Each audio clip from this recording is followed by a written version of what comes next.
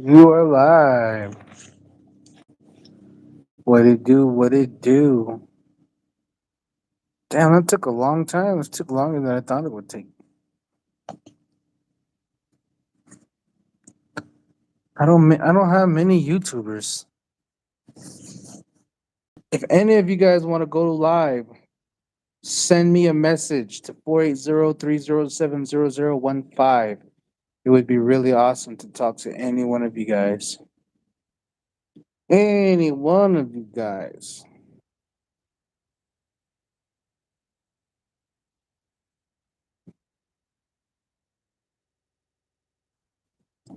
Send this link to Lefty.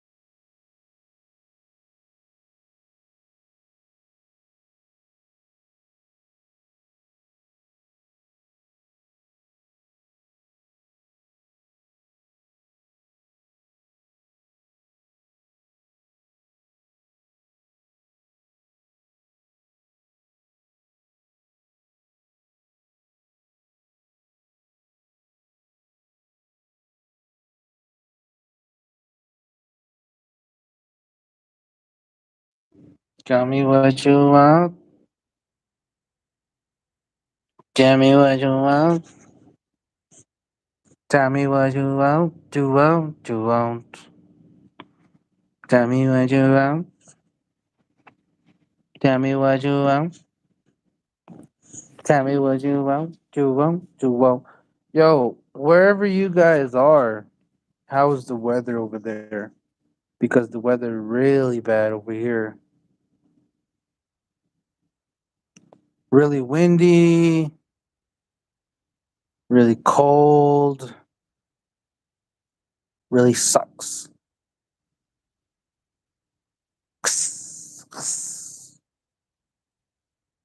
Tell me what you want. Tell me what you want.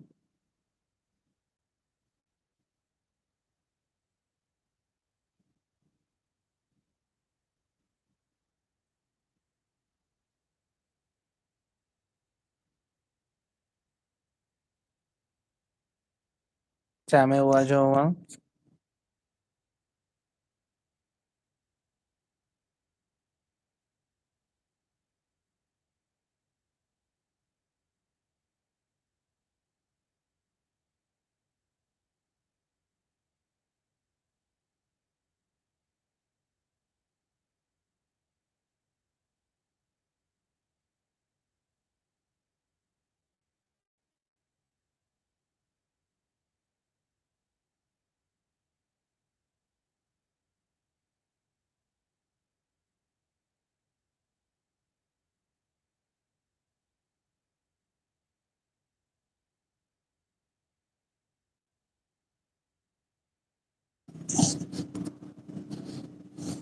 Corey, where you from, Corey? You said the weather's nice over there. Where is calm over here? Where's there? Where is you from, big dog?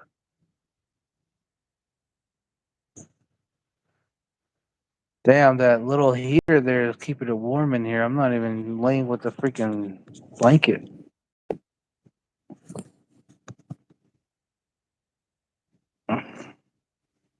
Feet pics for sale.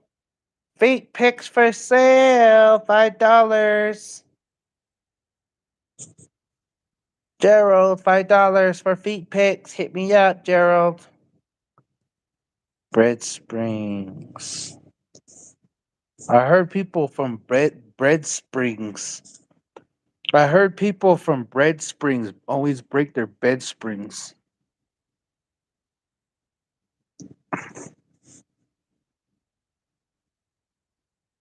Tell me what you want.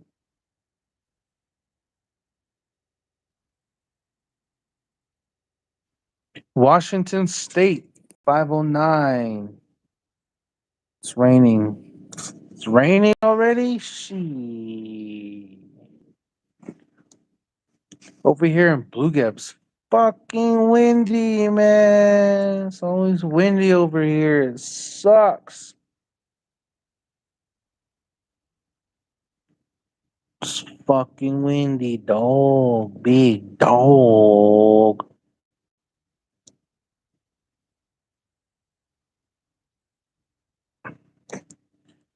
Cut my life into pieces. Yo, I only got 300 more people to go to follow me on TikTok, and then I'll be able to go live on TikTok. That is my mission. I'm gonna go live on TikTok. Pomade your hair. Who made my hair? Poe made your hair is what it says. Who's Poe? Popo made your hair. Popo made your hair. Dang. Yeah, man, I'm over here in Blue Gap and it got really windy earlier today. So I was like, man, fuck. This wind sucks, dog.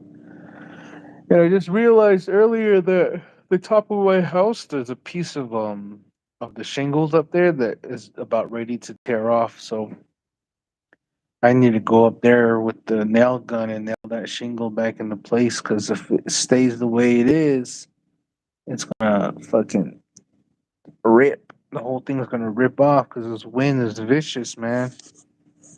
The wind is vicious. The wind.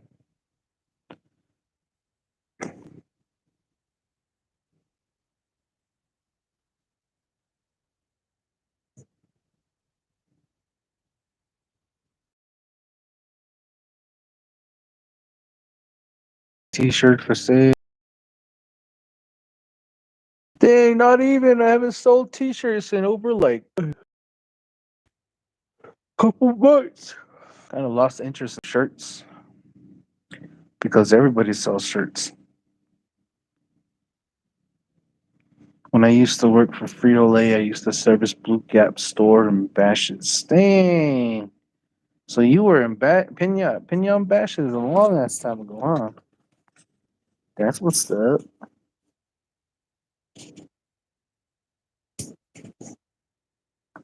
Dang, that's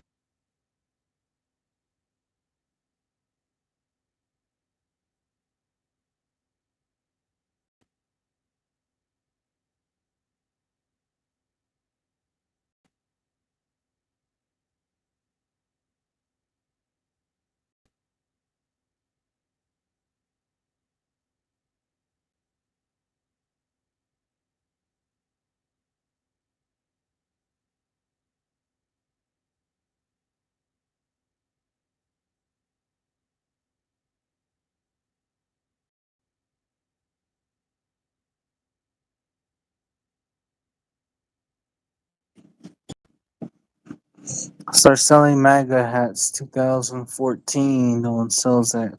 Well, for real, I probably get a lot of buyers who would do that, who would buy that. Show me who's voting for Donald Trump this coming election. Actually, who do you guys got? Do you guys got Nate Diaz or do you guys got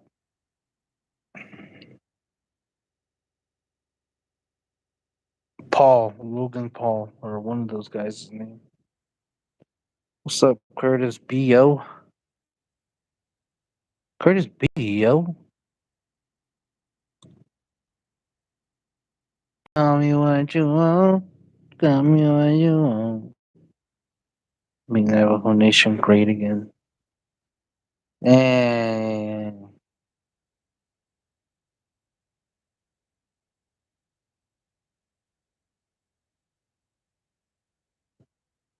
they took my CD player too. Fuck. Shaolin for president. Hell yeah. Shout for president. Show, show, Mr. Yow Yow, Mr. Yow Yow, Mr. Yow Yow. Freaking show, show, man. My little show, show. Make never home nation great again.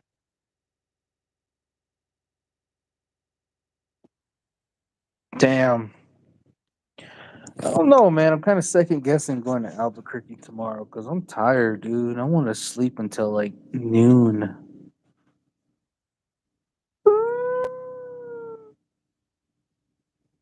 But we all know that ain't gonna happen.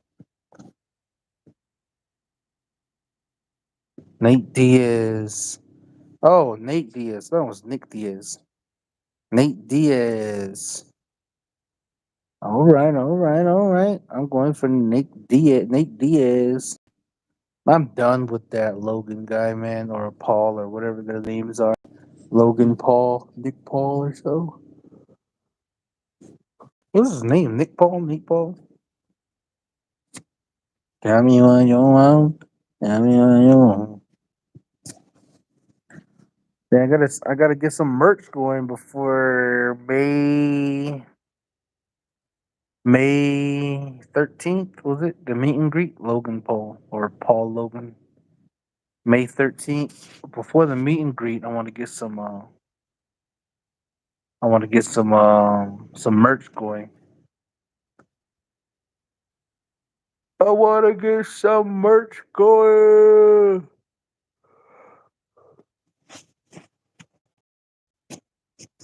I got this real cool idea for a shirt that I'm trying to get together, but I haven't really had May 12th. May 12th. Actually, May 13th, I'll be in Vegas, but May 12th, I'll be in Phoenix. So, May 12th is when we're going to do that. Yeah, I could teach you how to screen print. LOG, I sent you a link, bruh. Let's go do it.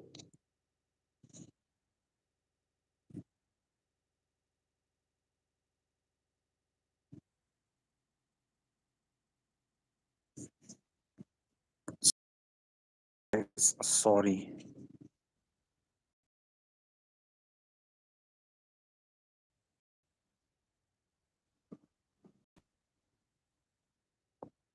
You know, it'd be a really funny. It would be a really funny video to make. Going live with my kids' mom and asking them questions.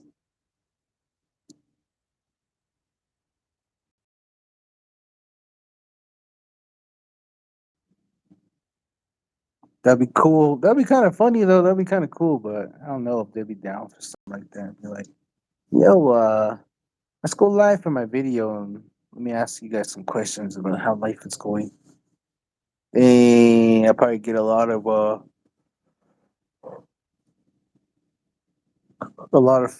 negative, positive, or whatever feedback I would get. But all I know is that people will be wilding.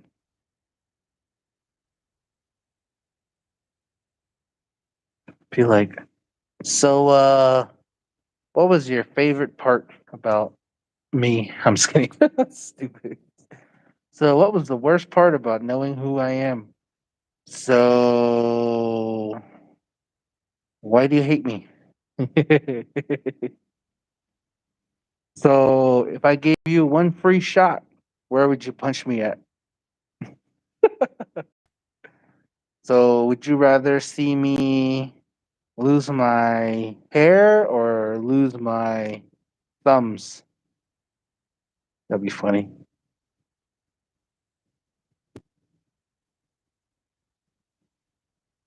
Got me what you want. Got me what you want.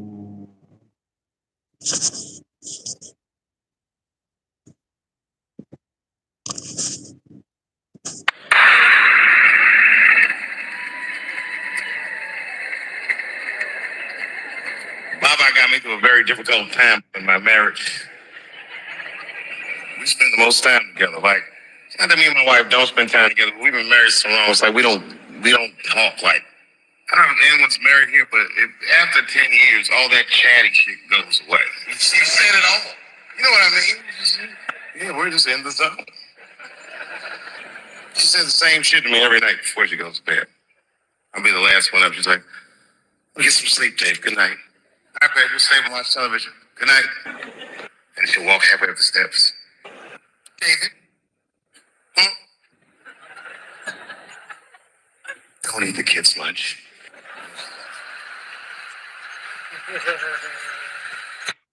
David,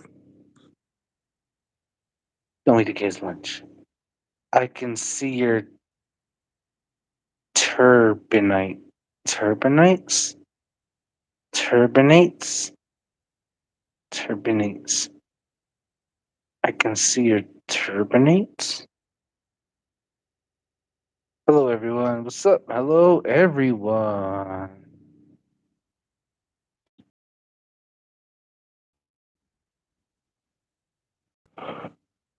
The live isn't popping tonight. Well, or it was popping earlier, but the night tonight at my grandma's gathering, it was pretty busy tonight. There was a lot of people there. Yesterday wasn't there wasn't a lot of people there, but today there was. So it was nice to see everyone. Saw my cousins, moms, and it's pretty cool. Carrie Begay, what's up? Hi. Ah, Carrie, you want to go live with me? Someone want to go live with me, dog? Be dog. Why the fuck am I on here begging right now? Fuck it. And then I'm not trying to beg. I should feel like I'm all begging over here. Damn. Ooh.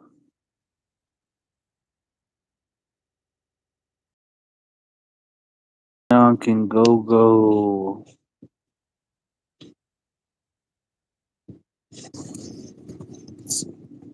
Thank you, bro.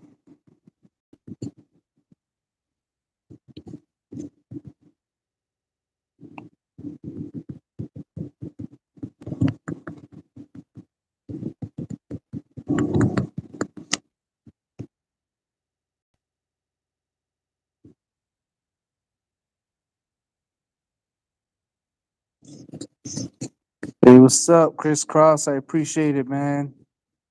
What's up, big dog?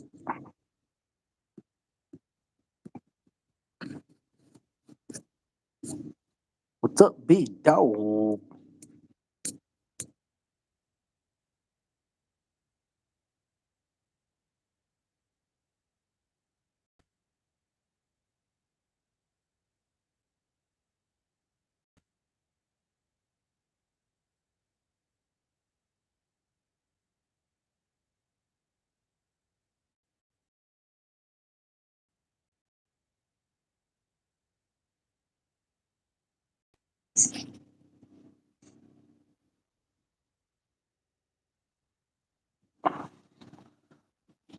Tommy, well, oh snap! Check it out. This thing right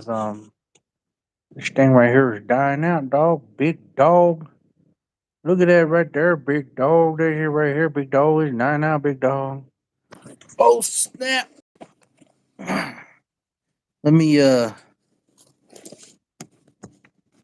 me go downstairs real quick. Gotta put on my old man shoes.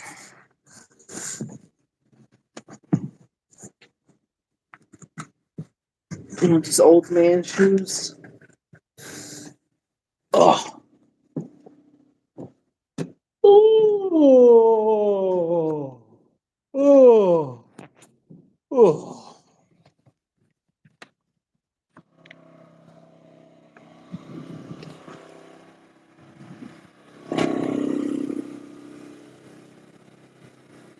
Anybody out here?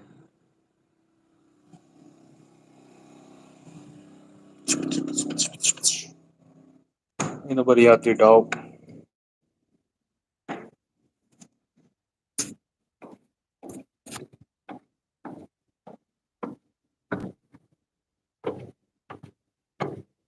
Hey yo, hey yo, hey yo, hey yo, hey yo.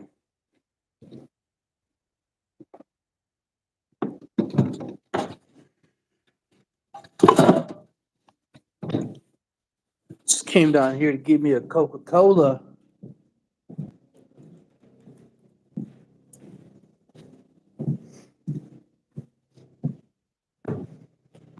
Let's see. Hey, bro, I just saw my phone. You still want me to get on?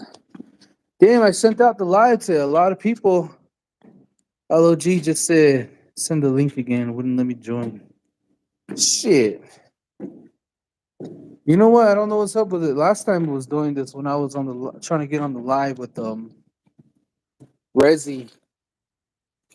We sent the live back and forth to each other like maybe I don't know, like 10 times. And there was a lot of lives that were popping on. So let me see. Let me copy this link again. Add guests.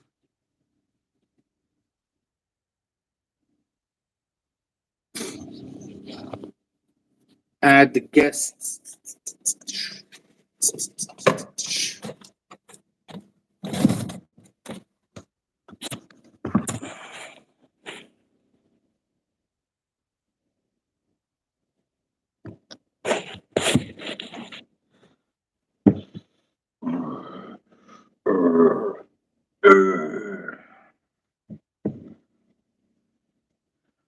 How many of you guys do this with the sodas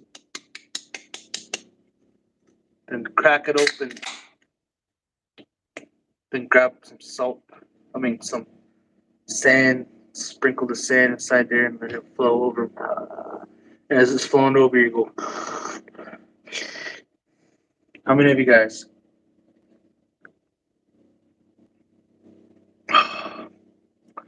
Res Life had to have done that. Because that's what Res Life is.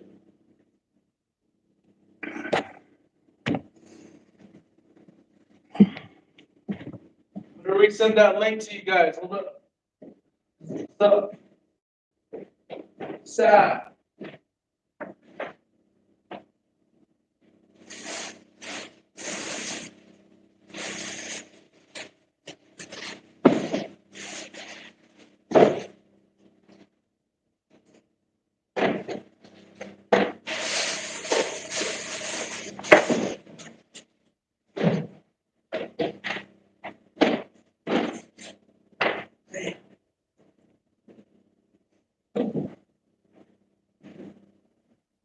There's a lot of these Easter basket thingies that are like going on in my here. Trying to find some candy, but there ain't no candy.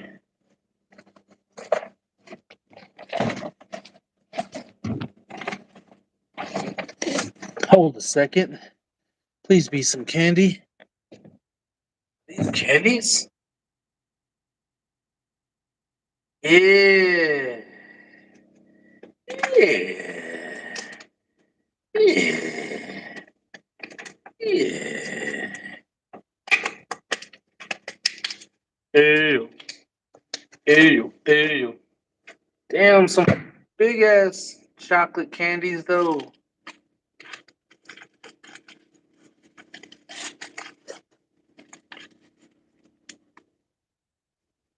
Oh.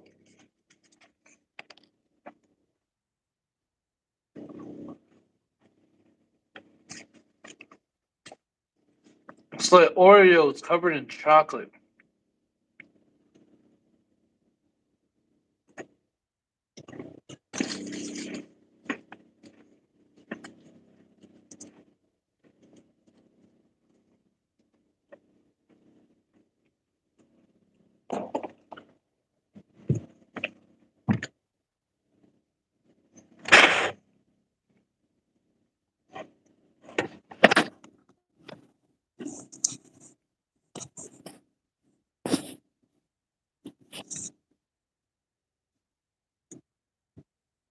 Oh.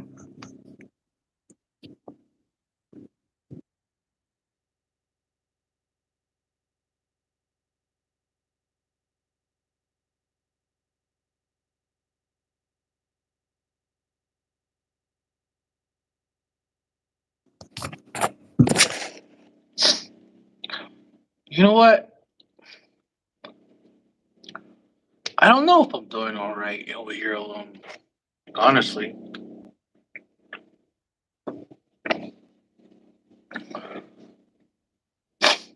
I like to be alone, but like being alone too much is just too much. You know, like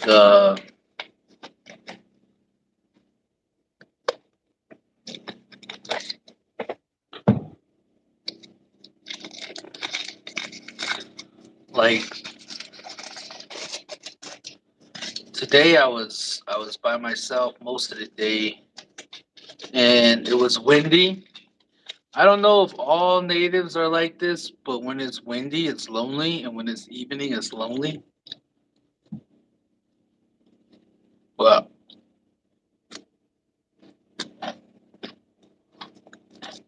so I felt today. I felt all alone.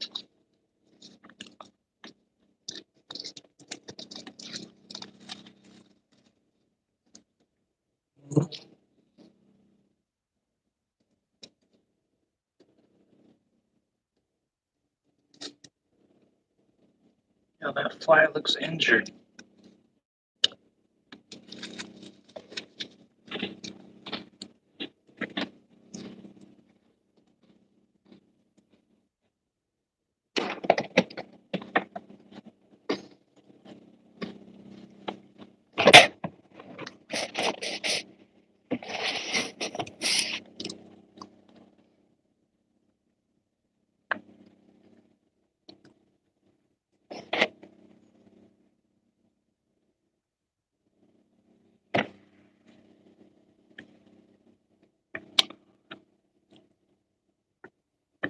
The live is not work. The link is not working. What the fuck?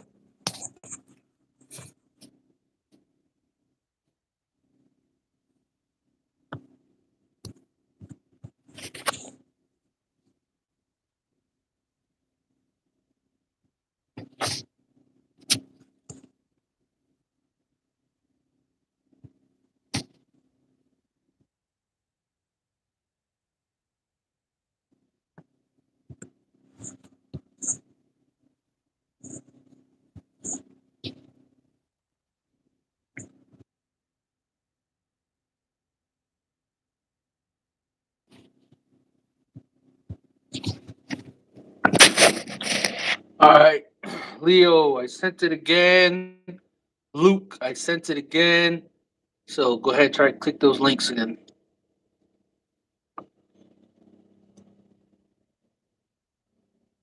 Yeah, I'm hanging in there, man. I'm doing it.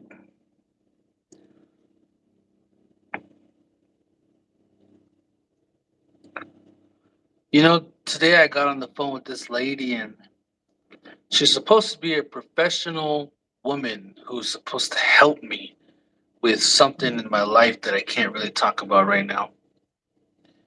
But oh, hold up.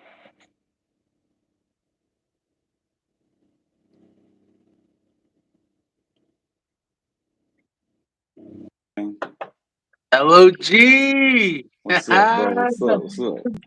What's up? Looking Not much. fresh, man. Looking Thanks, fresh. man. Shit, I just got a haircut today. Before What this, would you I think the last time I got a haircut was like in January.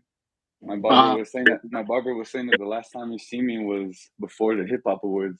I said, damn, it's been that long. where you cut It's a your long hair? time. Over at You got Campus it trimmed? Barbershop. Wait, you got it trimmed? Yeah, just on the sides. You know how I usually do it? Oh, okay, Yeah, okay. yeah. I think that's so long. I I'm was still like, out here.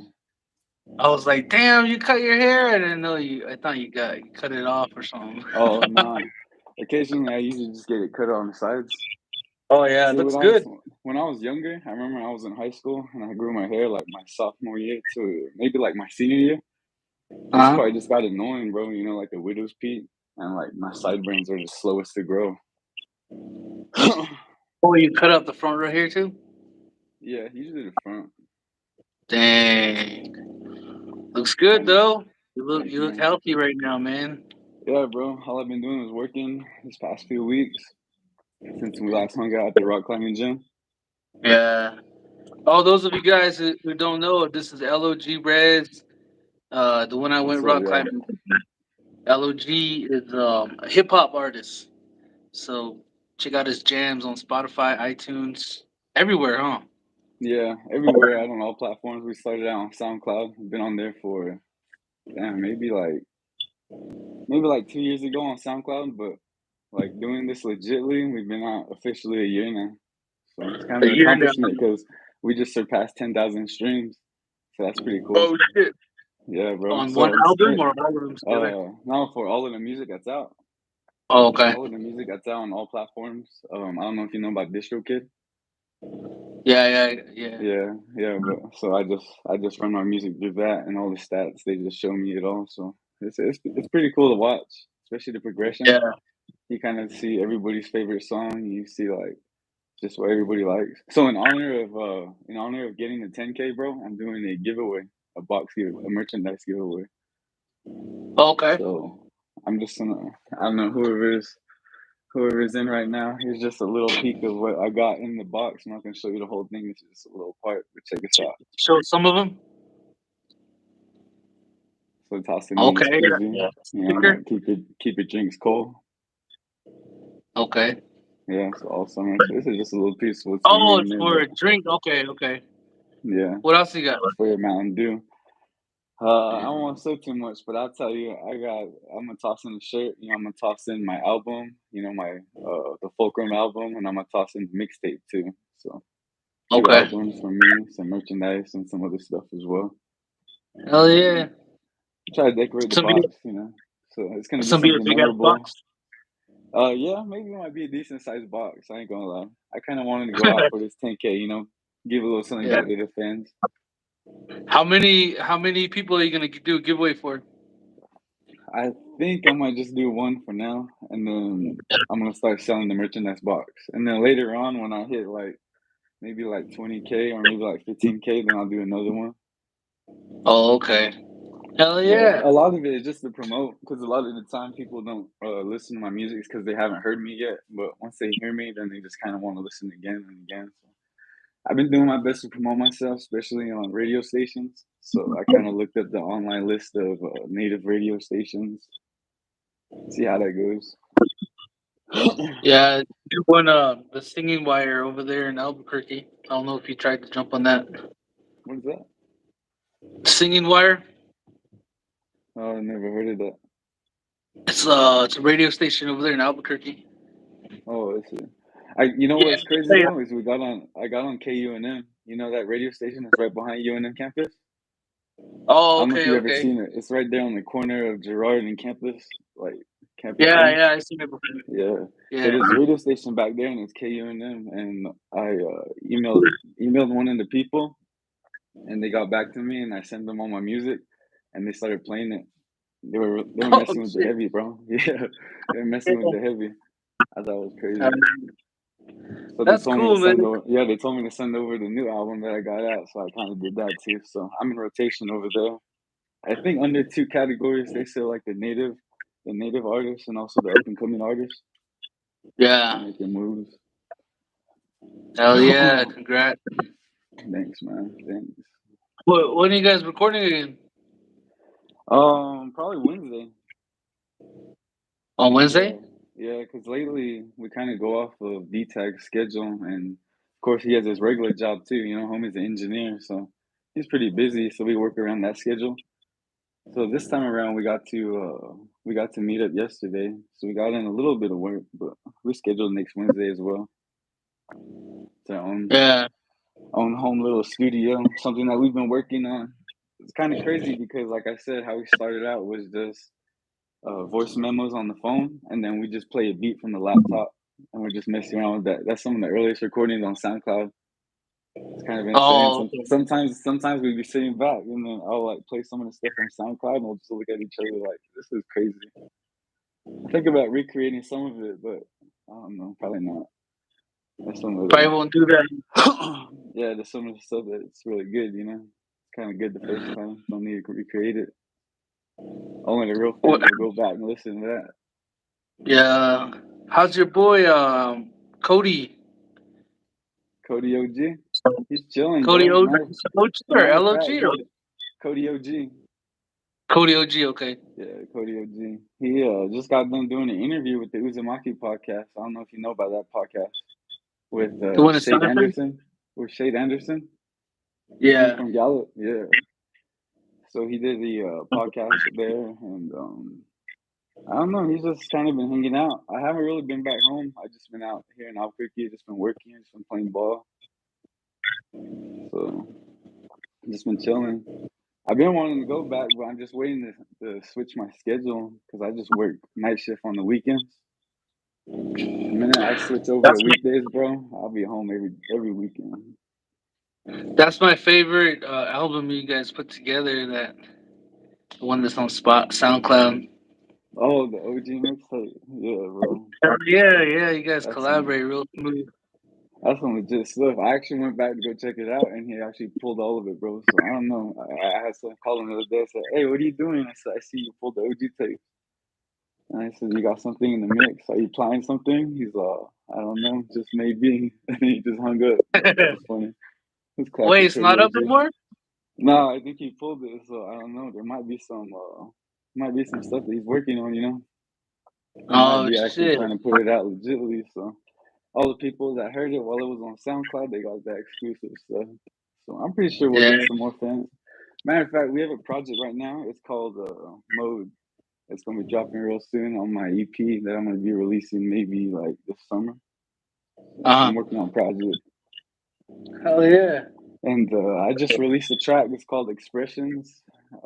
It's out on all platforms right now, so if you check it out, it's a pretty cool track. It's produced by Don Major. I don't know if you know Don Major. I've been tagging him in a lot of my posts.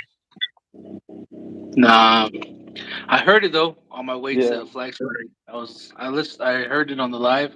I played it on the live, so a lot of people got to jam it. no, that's cool. But that's Yeah, on Spotify, all platforms too, huh? yeah. Oh yeah, another thing is I'm gonna be sending out some merchandise boxes to some YouTubers too. So I might just send you one too, bro. I was looking Okay. at sending one over the Christmas and Navajo Man Lakota Bay too. Send me the. I'll send you my PO box here on the red, so you can send it over here. Oh yeah, bro. And then we got to collab on like a shirt or something too. That'd be pretty dope. 'Cause I see a lot of the work that you put in with like AP and them back when you were working Yeah. with them. That was pretty cool. Especially the stuff that you were showing the kids. I remember when you took me on your tour. I remember you were showing their screen print. Like that was pretty dope. Oh yeah, yeah, that was dope. Yeah, The yeah, hummingbird. yeah. I always Yeah. wanted to learn how to do that. I remember we did that like one time in my art class in high school. That was about Uh, it. Like my art teacher was kind of like the only one that tried to show us all of that stuff, and I've only done it like once. what's up with the track? Are we ever gonna collaborate on a track or what? Hell yeah, bro! I'm down if I can get you in the studio. I don't know if you have your own setup because usually like how we do it is we send like the vocals back and forth to like people that got their studios. Okay. But if we could get you in our studio, then it would kind of be like a one shot deal, and that's usually a Yeah, lot quicker. I'd be down But we probably to got to jump find a with you beat guys. first. Probably find a beat first. I don't know, whatever suits you. Just let me know, and then I can maybe go to Dom Major and D Tag, or even Chaos. It's kind of crazy at this point. We kind of built a whole little like team of different producers that I can choose from. Yeah. The progress is real, bro. I remember starting out with just taking YouTube beats, and then I started realizing like I could actually be doing business with producers and actually put out that authentic New Mexico sound instead of Yeah, like yeah. taking something from YouTube. That's kind of why I mess with Chaos a lot. Shout out Chaos, man. I actually tried to do music to Chaos's beats, but I can't do it, dude. He sent me so many beats, and I listen, I write, and I just can't do it. I already told him too. I said, dude, they're dope, but I just can't get it. I can't get it. Yeah, It's a different type of instrumental. The ones that see, I got my own type of instrumentals that I can do music on, you know. yeah. But His is harder for me to jump on. I don't know if it's just harder or if it's just not my type of beats, but well, I tried before, but I couldn't do his beats. Yeah, So his beats I are get a pretty lot of cool. mine. It's pretty different. I remember hearing that one with the flute. Oh yeah, yeah, When I yeah. went on your That story, one was yeah. that And one was a I just dope happened to beat. be at the right place at the right time because I remember you telling me back then, like, yeah, the homie Chaos made it, and then I never knew who Chaos was, and then somehow, some way, I ended up coming like headed over to Chaos's, and then I said, hey, do you still have that beat? And he's like, which one? You mean this one? And sure enough, he pulled it out, and it was that one, bro. And I was like, yeah. I said, now I know how to approach this one. So I just, I already have something written. He that beat when we first did our youth conference a couple of years ago, the first one we ever did. He stayed in my at my sister's place, and there Yeah, was this guy from Indigenous Enterprise. He's part of the powwow group that goes around and does dancing for the kids and stuff. yeah, He was a part of that group, and he was with us that day. And we were sitting in my sister's room, and that guy he pulled out his flute, and then he started playing that flute in my sister's room, and then we heard it, and then we're like, "Oh shit, we should make this beat or whatever." And then Chaos started recording it, and then he started putting his beat on there and stuff. So he actually made that beat while we were on that youth conference tour a long ass time ago, and I always wanted that beat. He gave it to me, but still, I couldn't do anything with it. I didn't know how to do anything with it. So I was like, "Fuck," kind of sucked because that bro. was that was a really that was a really good beat, but I just couldn't do it. It's a real interesting beat. Lately, like ever since we started rock climbing, bro, I've been making connections with rapping rock climbing. I don't know why. You know how you're at a wall and you're trying to figure out which holds you should go through and how to strategically like make it to the top. Yeah. That's kind of lately. That's kind of how I've been transferring it into beats. Like I've been treating beats like these mountain walls. So I kind of like Uh, listen over and over, and I'll mess up here and I'll mess up there, but then I'll try to figure another hold out. Try to figure out another hold, try to figure out another flow. I don't know, bro. Somehow, some way, it just happens. Every time I think I'm gonna run out, it just I don't know, it just pops up. It's kind of crazy. Especially now it's looking got to. back at my catalog, the catalog that I got on all platforms. I never thought I'd be running in, this deep. I thought maybe I would get in like one album deep, maybe like two singles or whatever, and man, to see two albums and to see all of those singles that I got, it's kind of crazy, bro. Uh, I guess once I get in the mode, kind of like when you just hear something, you just kind of like relate everything you're trying to write, and then it just starts. You just start writing. You start writing. Majority of the time, it's just throughout my day. Like I'll be at work, I'll be on my way to work, or I'll be on my way from work, and I just be stuck in thought. I won't even listen to no beats. Majority of the time, it's just me just politicking all of these thoughts in my head. Just thinking about certain things and just simplifying the complexity of that entire thought into like as short as possible to like one phrase, if that's possible. And then I just keep adding that bar for bar and bar for bar. And next thing you know, like it's just a whole track. We go in the studio and then I say, all right, toss on that beat and let me just do this. And then it just, I don't know, it just plays out, bro. It's kind of crazy. all the beats that you do, all the beats that you use, do you pay for them? Oh, yeah, yeah. So I'm big on supporting independent businesses. So a Yeah. majority of the stuff that I do is I make sure that people get paid for it. From the cover art, shout out to Native Vision Media. They're the ones that have been supplying majority of my cover art, from the singles that I got to actually both the albums that I have out, from Rizology to the Fulcrum. And one thing I'm big on is also like creative freedom. So if I work with you, you're basically free to say whatever you want to say or express yourself however you want to express yourself. I try my best to just let you know what I'm going for, like the overall outlook, and you can just run with it because that's how I do with the with Native Vision Media.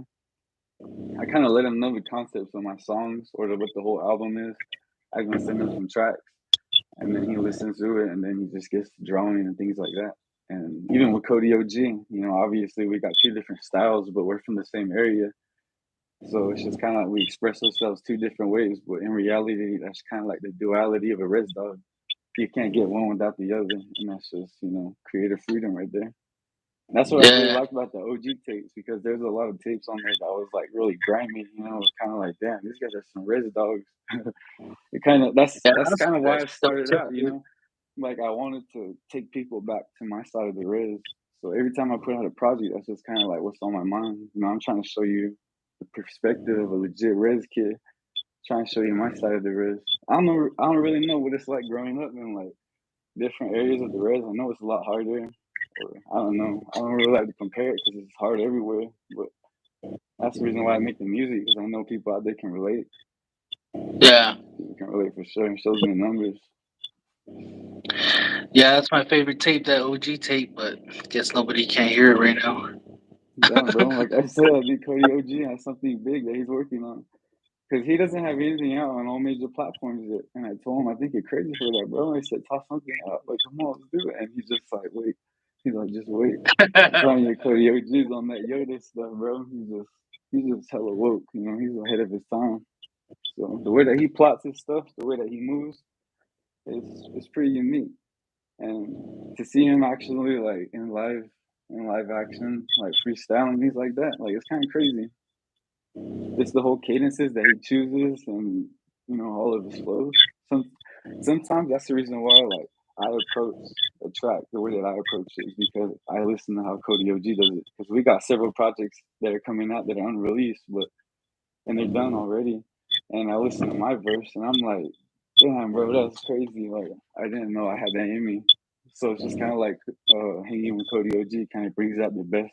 You're trying to competing with each other and compete with yourself and stuff. Did He's I just ever a tell res you dog, that man. one time he was when I went to school at the Net College? That's when I met him, and then we had this little circle where we were doing freestyles in my dorm, and then couple days later, I don't know how, but him and this other guy, I let them stay in my room for a couple hours to record a song, and I came back and um, I had classes all day. I went to dinner and I came back, and him and that dude were still in my room, fucking recording on my old ass laptop for a long ass time, and I was like, holy shit, you guys are still here, and then. When I knew that you and him knew each other after I got to know you, that tripped me out even more. I'm like, what the fuck? It's all weird at how Yeah, all bro. this, everything connected, you know? Bro, he's my sandbox savage. We done grew up with each other, just right down the street, just right down the dirt road. You guys are not Like cousins? we are cousins. His Oh, uh okay. his grandpa and my grandma, they're siblings. Oh, on the show? Okay, So that's cool. I guess that's what Bill Gunn would say, like second cousin or something like that. Yeah. Yeah, but we all live like very close together. So like Yeah. at my grandma's crib, there's my grandma's house, and then there's her brother, which is my late grandpa Woodrow. And then like further down the road, and then you get like my other grandpa, which is her brother again. And then that's his whole family that's kind of there. So, Are you we doing the Gathering of Nations? what do you mean powwow? I don't dance powwow. You don't powwow? No, no, Oh, yeah. no, I mean, like, you're going to perform over there or something? Oh no, no. I actually just put out the. I did the application for Stage 49, bro, and they put out the flyer like I think it was like a week or two ago. They were supposed to have it out pretty early, but they didn't. And we didn't make the flyers, so I figured we didn't have a show. No.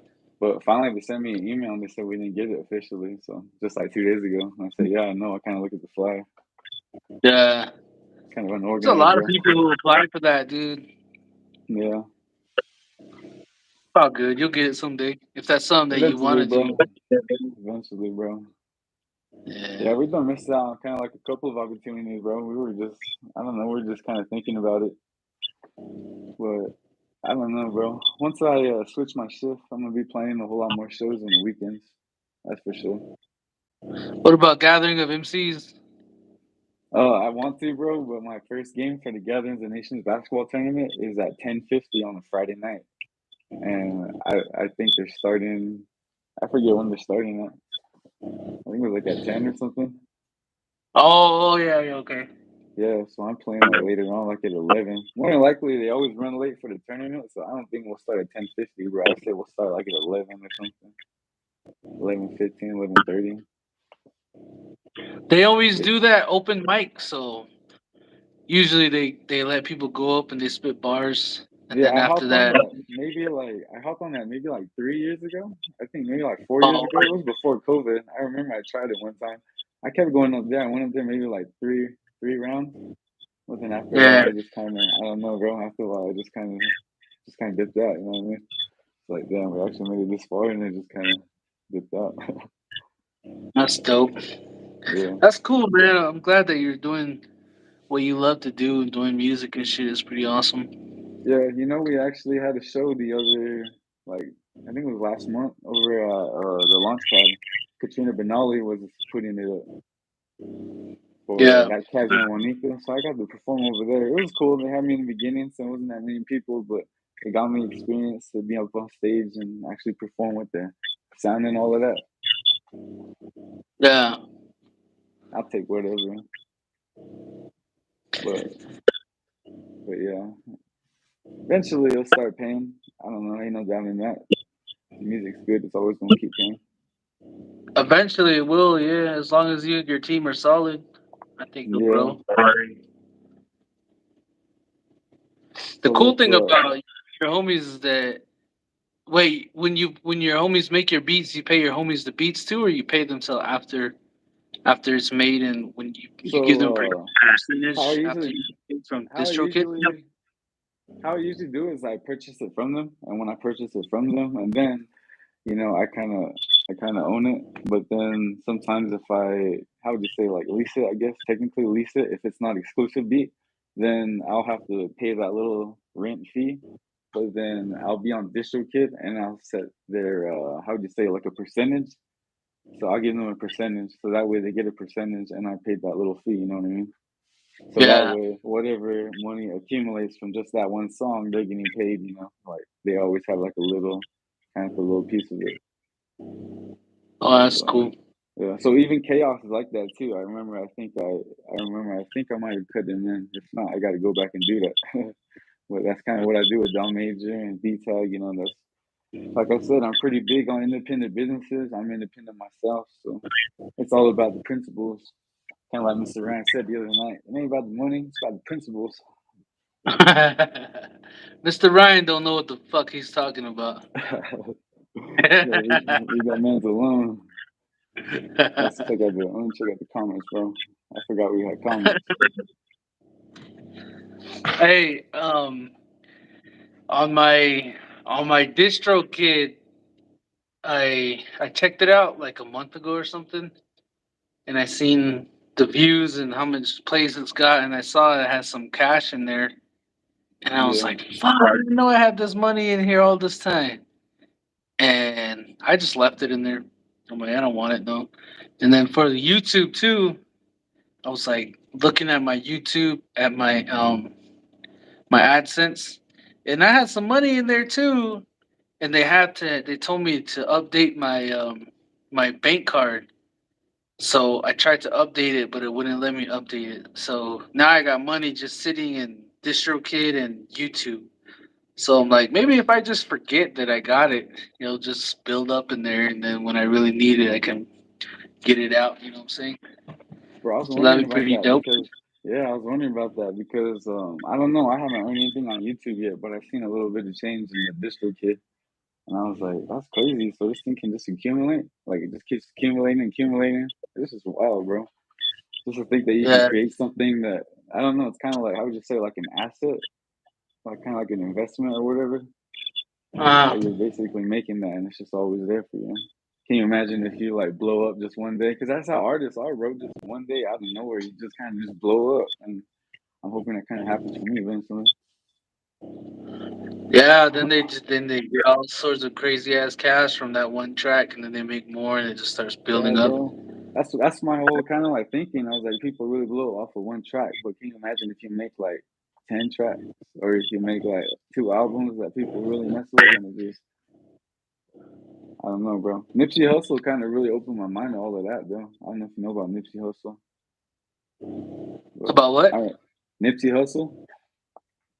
Oh yeah, okay. Yeah, so homie put out his Victory Lap album, and I think he only had like 100 physical copies that he put out or something like that initially, and he was selling them for $100 each, and everybody thought he was crazy. But I think like Nas or like Meek Mill bought like 10 of them right off the bat because they seen what he was doing in this entrepreneurship.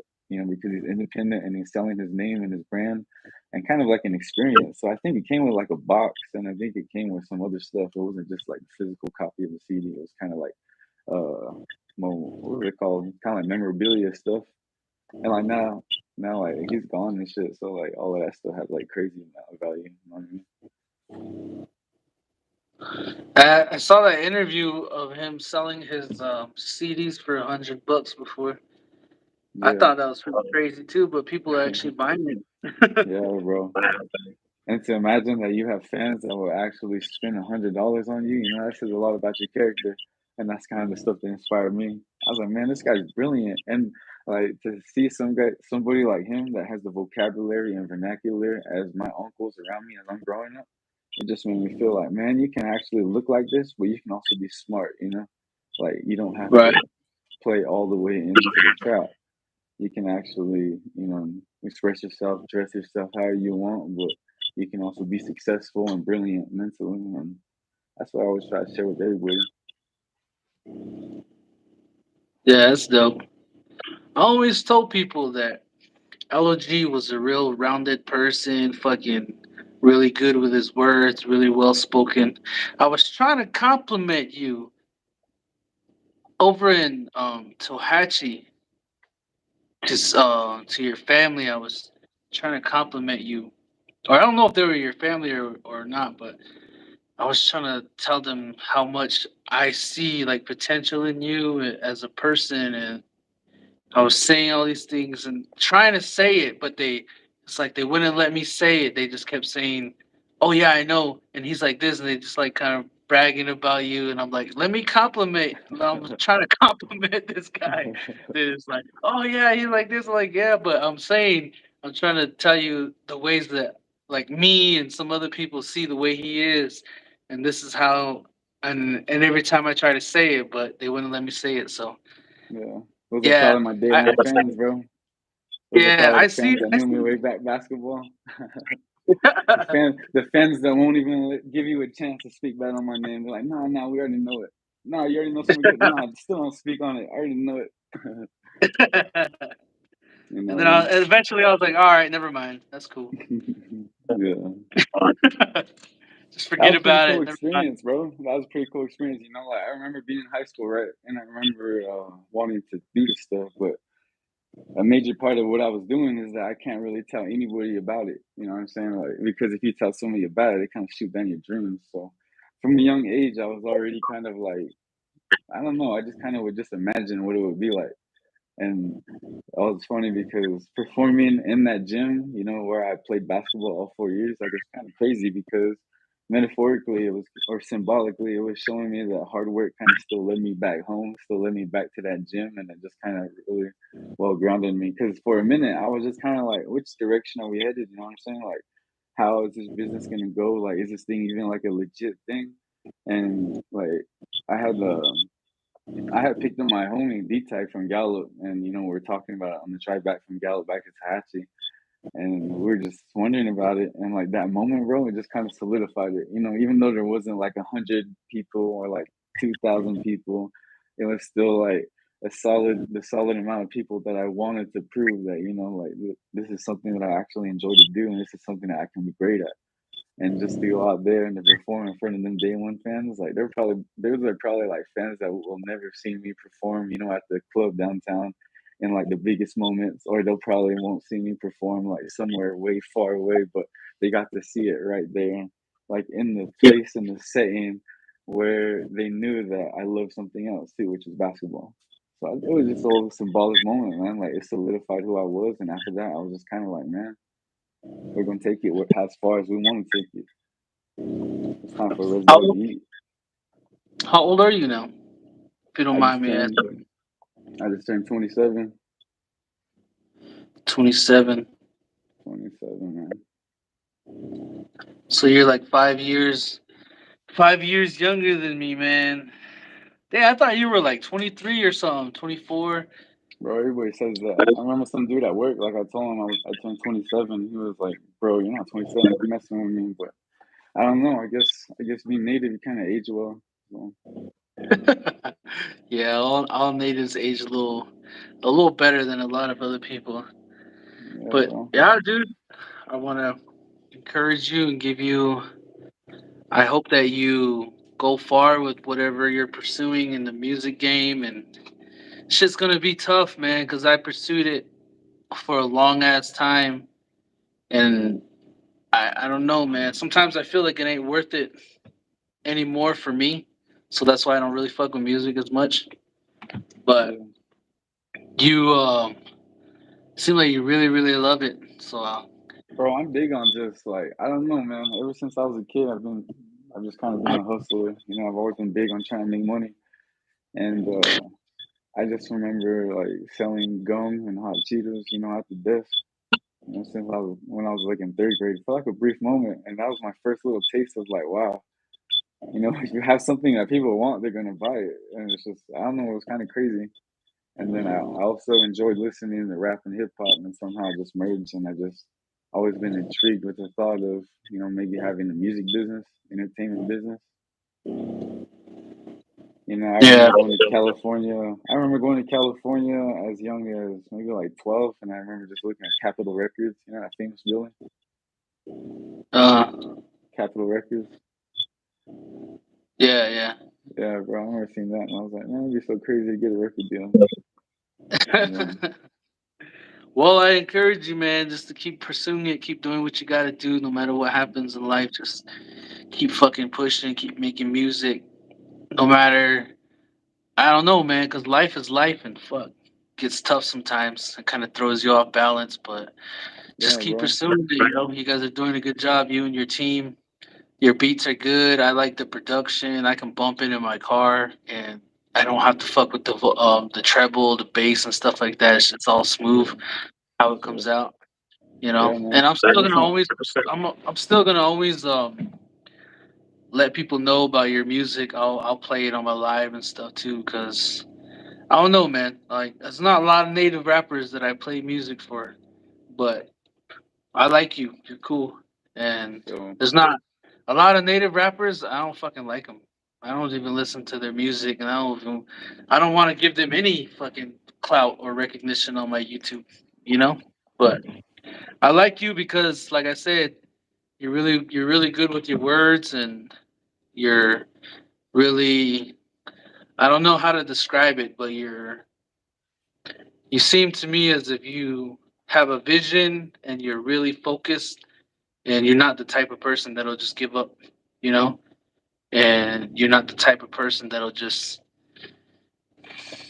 not just give up on yourself, but give up on your team. You know what I'm saying? So I respect that about you, and I think that's pretty cool. So I only show a lot of love to people who I see some potential in. I don't show love to just anybody. You know what I'm saying? And I'll show, especially on my YouTube channel, where I worked hard to get the viewers and get the subscribers, and because this is all my shit. I did this. I built this channel to where it is today, and I don't just share it with just anybody. That's why you don't see me collaborating with a shitload of people just for the hell of it. Because I'm like, no, that's my fucking channel. So I don't really share it with a lot of people, but with people I respect, yeah, I'm down to share and I'm down to promote. So I believe in you, man. I'm sure you can go as far as you want to go, but if you make it or if you don't make it, I'll still believe in you. You know what I'm saying? Because I yeah, listen to dog. your lyrics and I listen to what you're saying, and then the production and everything is dope. So all power to you, LOG Rez. That's dope, bro. Shit, much appreciated. Hey, I want to say my condolences about your grandma, bro. Like, I can relate because like I kind of lost like one of my elders during COVID, and they just live Yeah, right atop the hill. So whenever you were talking about them, it's weird whenever you drive back their house, like it's a whole lot different, because like they ain't there and things like that. And I don't know, some real. on some real stuff, bro, like it probably won't go away for a minute. All you can do is just kind of keep busy. See, like some of the best work that I put in the studio was kind of like when I was in the darkest times, kind of like Yeah. kind of when I was going through it, especially like the point when I started music, that was the point when I lost, like my Nelly on that side, and it was kind of crazy because like I was really close with her, things like that, and it was just literally she's just right up there, just a character in your life that you wouldn't think that would ever just leave. But that thing's gonna be rough on you. And you were talking about sometimes in the evening it gets lonely. That's just kind of Yeah. like the Navajo way. You know what I'm saying? Like whenever you lose somebody like that, like almost like the 4 days after that, it's gonna feel like that. The thing about it is you kind of gotta, after the 4 days, you kind of gotta figure a way to try to cope with it. Whether it's healthy or whatever you prefer. Because I know, like I lost my pops when I was 16. I was pretty sudden too, out of nowhere, and I lost like my uncle, one of my uncle that was really close to me. Like he would work on me with the subs and all of that, with like the speakers. He's the one that really taught me about hip hop too. How it sounds when you're singing a ride full of speakers and stuff like that. And he used to always like be in car shows and things like that. But a lot of that stuff's gonna be rough, bro. And I don't know, I just pray for you, bro. Put on some Thank you. music and things like that.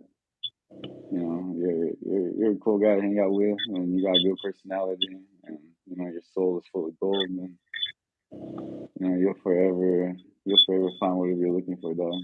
You're just somebody that's always working. You're somebody that just never gives up. And that's crazy, bro. And it's something that not a lot of people have these days. A lot of people will fail at one thing and then they'll just completely stop and just settle for to be in everybody's circle or settle to just be in a cubicle and just being 9 to 5. But then there's people like us, people like you. You kind of taught me that ambition, that hustle, that drive. How to kind of get back up and just kind of keep doing your thing. There's always a hustle and the next thing over. That's just crazy. You went from the food truck, you went from just like vlogging, and then to t-shirts, and then to music, and then man, it's crazy. Like I remember just watching your vlogs, and I was like, man, this guy's a hustler. After seeing that, I think I remember like I was like, man, I could do this too. I could do this for sure. So just I ain't even got to worry about you, dog. Like every time you go live or every time you post a vlog, I'm like, man, it's gonna be some entertainment stuff like this. I know it's kind of crazy, bro. Watching you build your brand. That's kind of the reason why I started YouTube too. And I was like, man, this guy reminds me of my cousin because I have a cousin that's kind of like you. He's always joking around, he's always happy and things like that.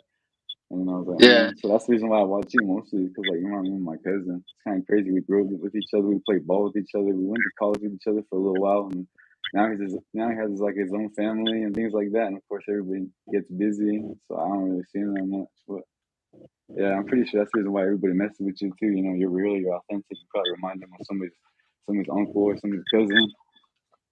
Yeah. Oh yeah, man. I appreciate that. It So kind of gets difficult to see.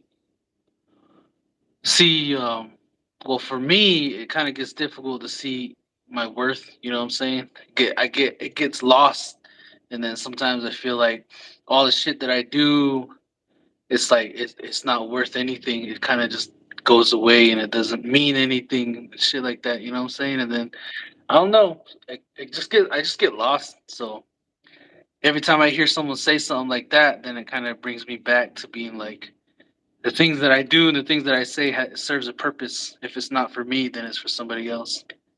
You yeah, know, bro. and Sometimes it's hard to get that focus. You know. yeah. Sometimes you'll trip out about your worth, like the moments you start thinking about your worth, and then you think about, if you were even out of the equation, you know what I'm saying? Then you'll be like, no, that moment where you make somebody laugh in your family, or that moment where you make them feel a certain way, which is good, and like that's a moment that they always want. You know what I'm saying? Like that's all they ever want. Like they don't want anything else, and that's something that only you can give them. And that's kind of like craziest thing that I kind of think about sometimes. Because damn dog, like it's crazy being away from your family. All weekends, every holiday. Especially when people pass things like that. So Yeah. I don't know, just relating on like what you're gonna go through, especially you're always away from home. I always kind of I'm kind of always hard on myself thinking about the time that I missed out with those people chasing my dreams. Then again, about the time that I spent with them, and I think that's my biggest dilemma. So, trying to be too hard on yourself, though. You know what I'm saying? Yeah, I could try, but I don't know if Yeah, I will. right. I know how it goes. Yeah, but eventually we're all gonna be good as soon as we all reach whatever we're going for. And even Yeah, then, it's probably not gonna be what we expect, and then we're gonna want to reach for something else. I know, right? I was actually watching a podcast the other day. You know, I'm big on watching Joe Rogan. I don't know if you watch Joe Rogan. Yeah, Yeah, he was talking about it. He was like, "What happens to people once they basically get to their goal, or once you basically reach the top tier, and it's just like, people just mentally just like, oh, like I don't have to work no more." I guess that happens pretty often with like NBA players and things like that, and even some rappers too and stuff like. Yeah, that's like my biggest fear. That was to being content. I think I'm so scared about being content that I just, kind of just keep working harder at it. I'm just like, damn, I can't slow down. everybody's gotta have a mindset like fucking Curtis Jackson, dude. 50 Cent just want to do more and more and conquer the world, you know? Right? No matter how Yeah, wild you got to do things, that guy's wild, man. Also, yeah. a lot of clout goes into that. That guy's a clout chasing demon. That guy's crazy, man. And then Takashi 69. All the wrong people are rich, bro. But can you imagine being the right person with $1 million? That's what they didn't want to see. Yeah.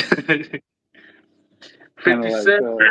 hey, I what you watched think about? Cent Hey, what you interview. think about? What you think about Huh? everybody getting pissed off about Blue Niger in the skate park, bro? Who got mad about it? I don't know. Like, I'm just seeing a whole lot of mixed reactions, like on social media about Blue Niger and Dean at the skate park.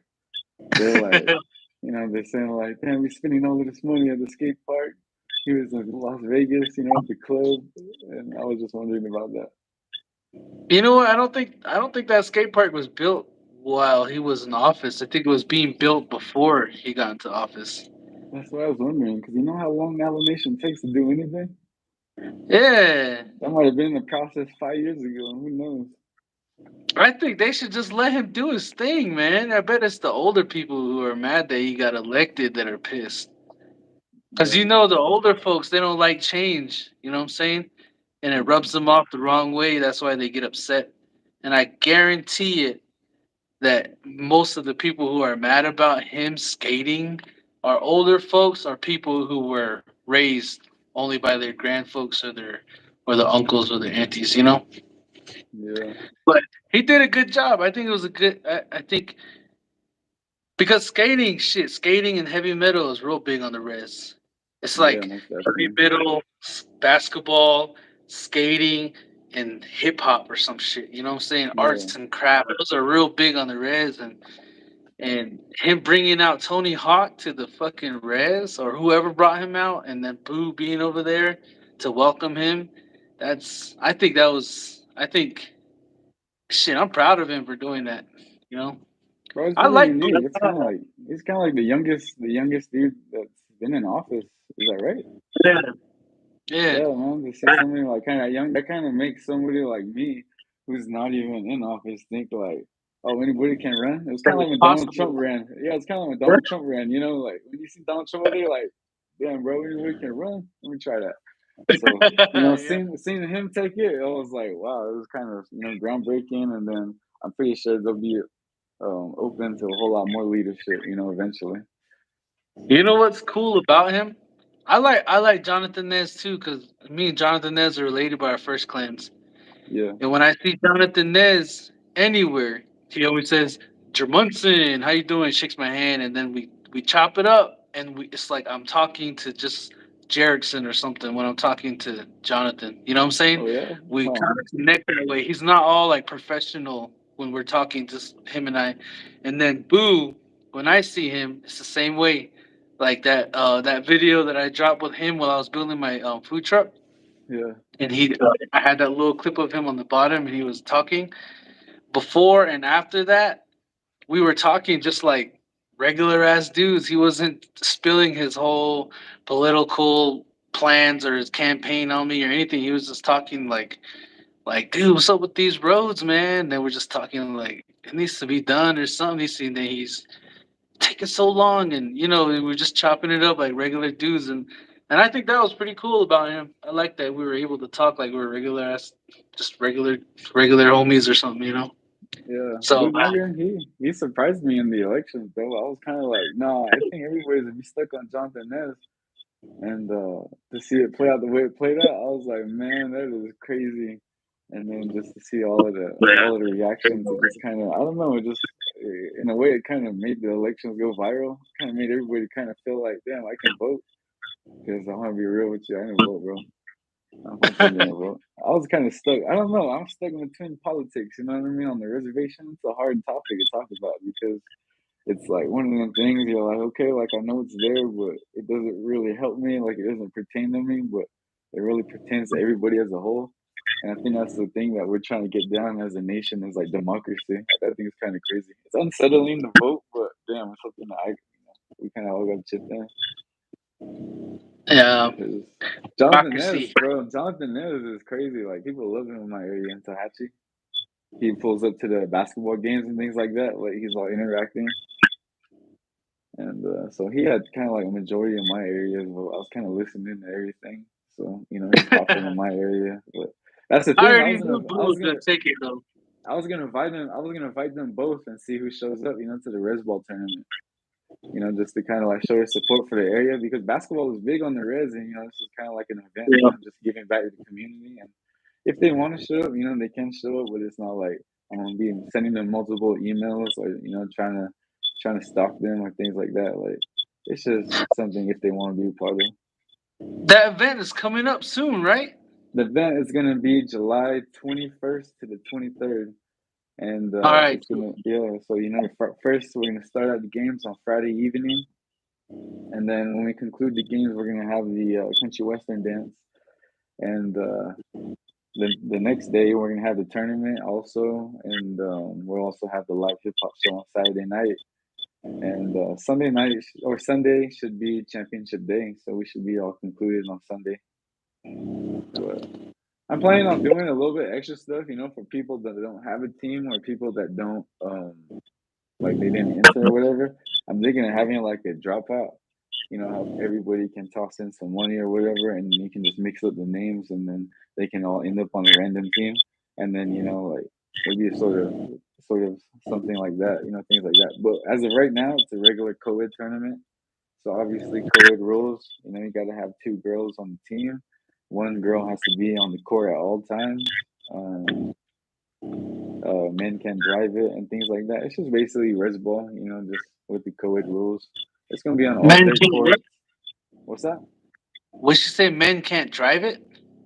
Yeah, basically, kind of like co-ed rules. I might just have to change that rule, but usually that's how co-ed tournaments do it. It's like usually, the paint area in the basketball court, like the Yeah. inside area.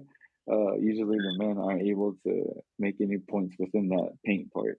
I don't know why, but that's a rule that I don't really agree with either. But Wait, they can't uh, do a layup. yeah, bro, you can't do a layup. You can't do a jump shot inside that paint area from the free throw line all the way to the baseline. That little rectangle. So all your points got to be like 3 points or just jump shots right outside of that paint. And only the girls can drive. And I don't know. Like I said, that's always been like a rule that I've never really liked in the co-ed tournament. But I see why they Yeah. do it. Yeah, I see why they do it. And also, That's not like, red ball though. yeah, I know that's not Rizball. That's why I said I was thinking about switching it up. Thinking about it Yeah. now, I was like, no, that ain't Rizball. But we don't have no refs too, so you're gonna have to shoot for your foul. Ball never lies. You know how we play. And yeah, I'm gonna have, like I said, 3-on-3s going. I'm gonna have 1-on-1s, and I'm gonna have 5-on-5s. So now I got 4 teams in for the 5-on-5s. I got 3 in for the 3-on-3s, and I don't have any yet for the 1-on-1s. But I'm pretty sure the 1-on-1s will get started whenever everybody shows up. Yeah. But yeah, bro, we got Speedy Sounds Company coming with the whole setup, the whole stage setup. And I'm gonna have other performers come like Cody OG, yourself, Arrows is gonna be performing. Y'all gonna check out Big Dog. And then I don't know, No. I'll let Jerkson know about it too, but I don't know if he wants to pull up. I don't know if he can fit in his itinerary. And Lefty too. Yeah, And Jackson ain't got shit going on. He's gonna bring his ass over. Man, that guy's a celebrity, bro. Like, it's hard to get on his list. I've You been trying to know. ask him about it for a minute.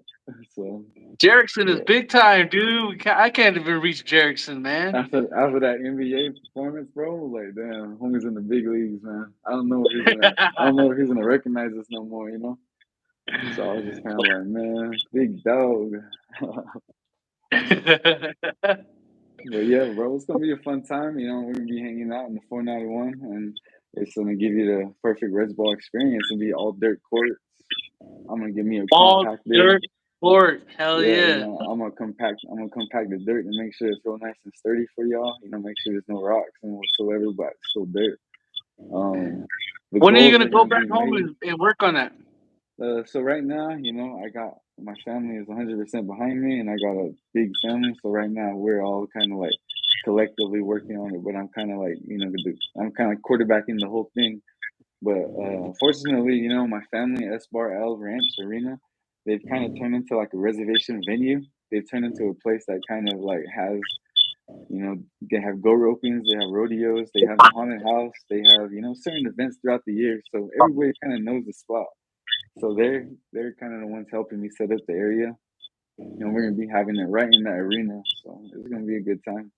Like I said, Fucking we're gonna have like two full court sizes, but one full court is gonna be for 5-on-5, and the other side, one court, a half court is gonna be for the 3-on-3, and then a half court is gonna be for the 1-on-1. So we're gonna showcase res ball throughout the day. We're just giving back to the community, and it's also gonna be a back to school drive. So if anybody wants to pull up with pens, pencils, notepads, folders, anything you want to donate, and then we're gonna give it to Tachi, you know, Tachi students at the end of the weekend, whatever we can come up with. So we're just doing hell all yeah. of this for the kids, dog. You know, we're trying to give entertainment because after all, 491 Entertainment stands on the foundation of philanthropy. You know, this is what we do. We're the big dogs of our area. You know, we're trying to make some money as well as give other people the opportunity to make some money as well. So, like I said, Speedy Sounds Company, that's my uncle. He started his own sound business. He's been doing this for a minute, bro.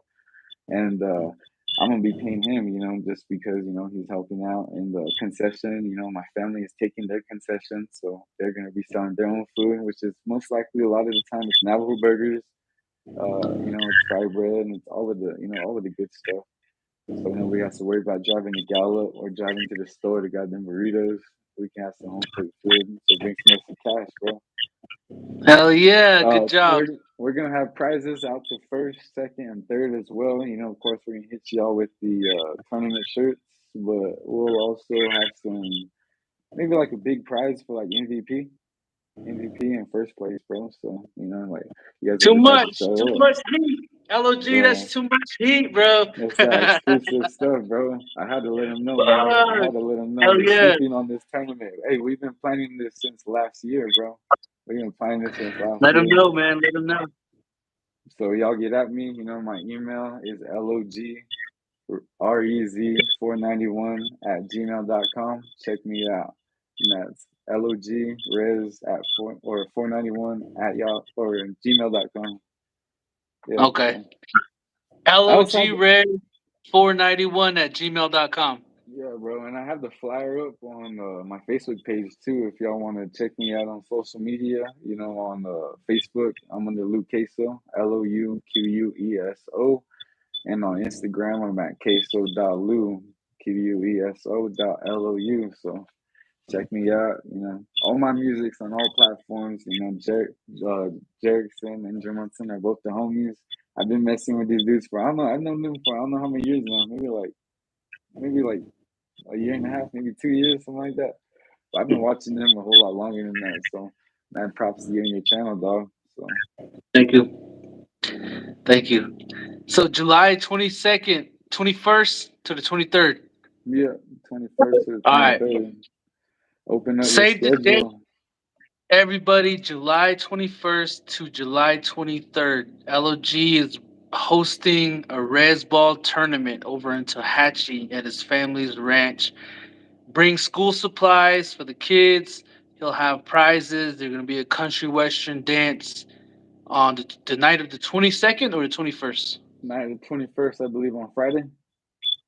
All right, the 21st, the night of the 21st is going to be a country western dance. I will not be in attendance. I'm just playing. You got to Someone got to teach me some fucking moves for that country western dance before I go over there, dude. And then on the 23rd, that's gonna be the hip hop show. Yeah, that's gonna be a live hip hop show. Okay, We're gonna and have there's gonna be Cody two OG. separate courts. Yeah, Two separate courts, two and separate it's gonna be courts, all all dirt, dirt. all Reds ball. Yeah. Okay, So it's that's gonna be something exciting, to bro. it's gonna be something to be at. You know, it's the first of its kind, first annual, and kind of got the merchandise ready to sell. You know, shout out to my cousin Ty Stevens at his company. You know, at Wolf Designs. He's been putting out his own outdoor product. He's been starting out small. And also my cousin, he's actually going to be doing the artwork for the backboards. You know how street ball kind of has like those decorated backboards, you know, like graffiti style backboards. So my Yeah, cousin Adam Shorty, shout out my cousin Adam Shorty on Facebook. He's going to be doing the backboards. So we're going to see what he can come up with. It's going to be legit, bro. So I'm inviting out all the hoopers, and I'm gonna start putting out physical flyers in like Tohatchee and like Gallup in the surrounding area. But I'm also gonna put the flyer out on all social media just to make sure everybody knows what's up. So yeah. Then give me some flyers, and I'll post it up on my way back to the Reds and Window Rock, Ganado, fucking Chinley, Pinion, Blue Gap, because there's hell still yeah, some balls bro. around here.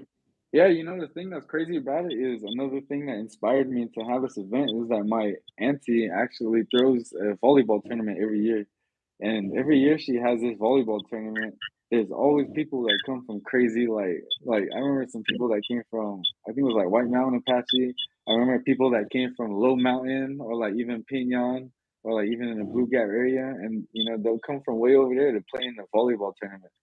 And so after I seen that, I was kind of thinking about that. I was like, how crazy would it be if I could actually get people to come out for a res ball tournament, but something that I can actually say is res ball. And I was like, we could just use dirt courts, you know, we could just play like we play. Because I got a lot of cousins and I got a lot of sisters and brothers, and we all play basketball.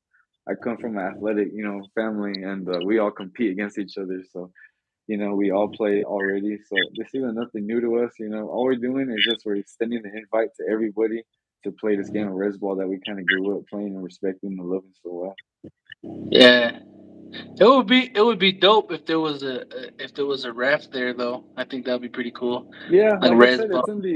it's in the beginning steps right now. I'm just like I'm still in the phase where I'm about to write the rule book too. So before I have the official rule book out, you know, it's something I'm gonna run by maybe like a little committee that I'll create or something to have a little input because I do want this to be something that's annual, you know. So with that being said, I want it to be, you know, done in the most professional way that I can possibly do, you know. Even if it's as small as it's gonna be, you know, I'm still gonna approach it like it's some sort of $1 billion project.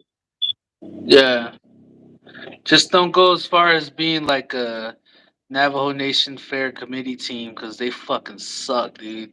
Oh no, yeah. As far as how I work with people and their inputs, you know, I obviously gather their inputs, but I never really let them determine like the final, you know, the final thing. It's just kind of like I kind of have my circle is small, you know. I only keep a certain amount of people's input that I actually, you know, hear.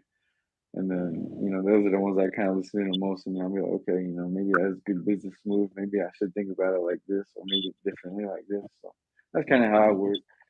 But yeah, bro, if we need a ref, then I might just have a ref, but we'll see. Because then I might just have to reconsider that other rule, the co-ed rule. Men can't drive in the Oh, yeah. pool.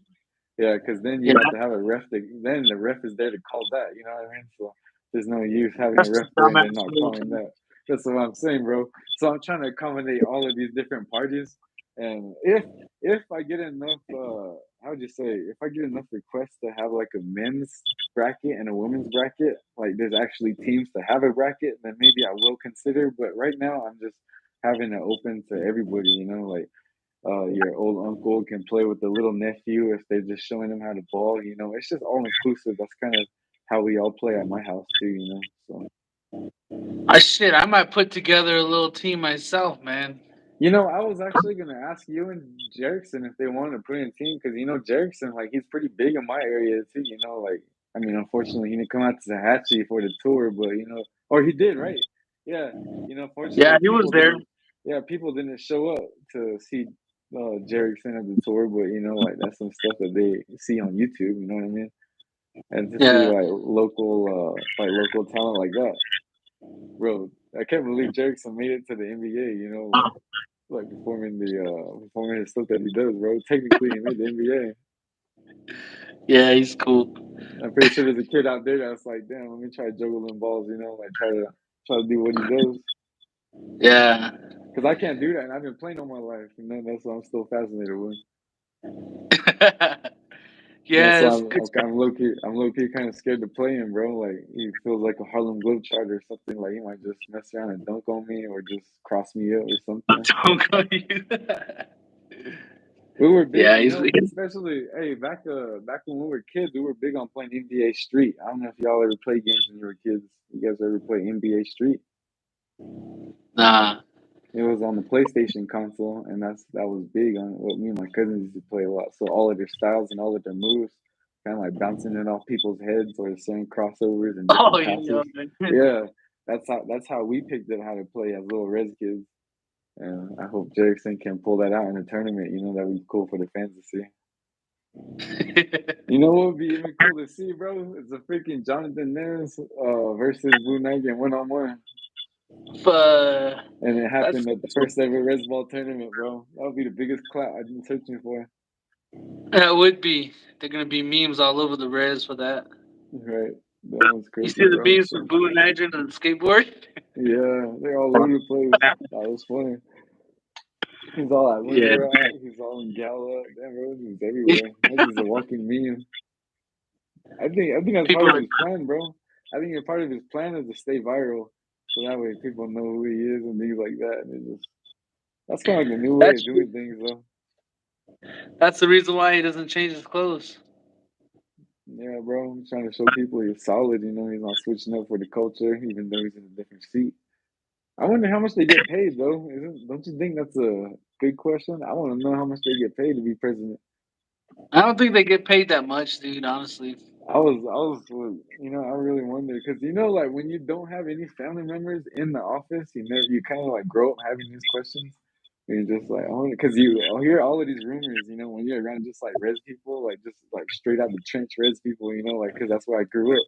And then I'll be listening to my grandma and her friends, or like you know my aunties, and they'll be like, yeah, so and so's nomination president, you know, they got this house and things like that. And sometimes as a kid, I'd be sitting there like. I wonder how much of that is actually like, you know, coming from being a nomination president, but I don't know. I really don't know You know what? I drove by the Navajo Nation the president's house in Window Rock, where all the presidents live at. that. Yeah. It's like a little gated home in the middle of the NHA. It's like their White House or some shit where the presidents stay when they don't when they don't go home or whatever. It's like a presidential suite or some shit, but that's where they live at. It's pretty funny. When I drove by it, close to where Ernie lives, I'm like, damn. One of these days, I'm gonna get a tour in that house and see how it looks like. Hey, y'all, did y'all peep that? You see how Jamunson silently flexed on me? Hey, he knows where Annie lives at, bro. That's how you know you're a red celebrity. Yeah, bro. This boy doing big things. I think the only celebrities that I know at the moment is Christmas, Myron, and you guys, bro. I don't know them personally. I think you're the only one that I've seen in person, bro. I'm definitely no celebrity, but I appreciate that compliment. Yeah. Let me check out these comments. Yo, what was somebody saying? Somebody was saying, let me check it out. Someone's asking if you're from Tahachi. Yeah. I'm from Tahachi. I'm from 491. Played all 4 years of high school ball there. You know me. You know, if you don't know about me, ask about me. Someone probably knows me or my dad or my family. They But it's also said, is tough. it a basketball event or a performance? It's both of them, both of them. So my performance is gonna be on Saturday night, and you know it's gonna be at a basketball tournament. It's a res basketball tournament. It's happening July 21st to the 23rd on dirt courts inside the arena at at S Bar L Arena.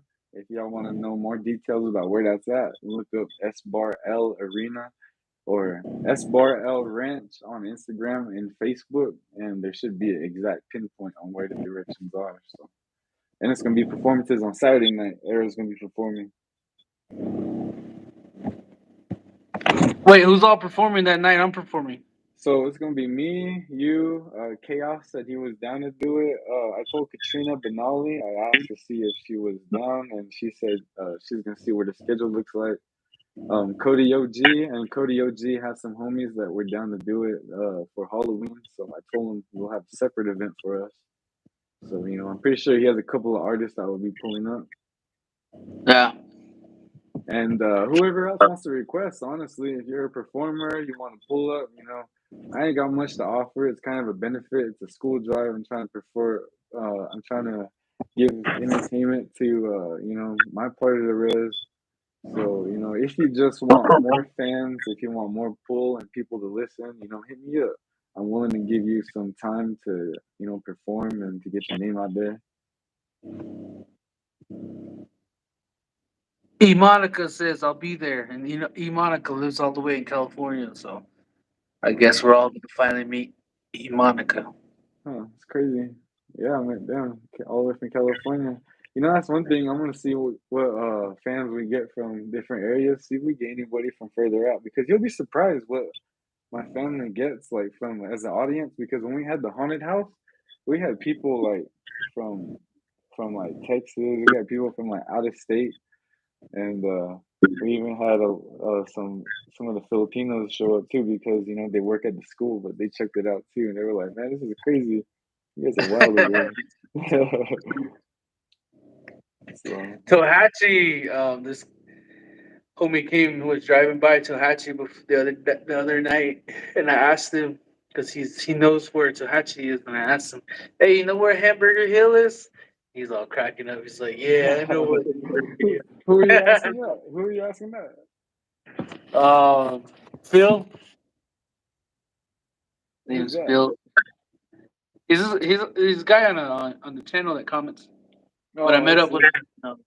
I met up with him in Gallup. He helped me out when I was heading to see my grandma.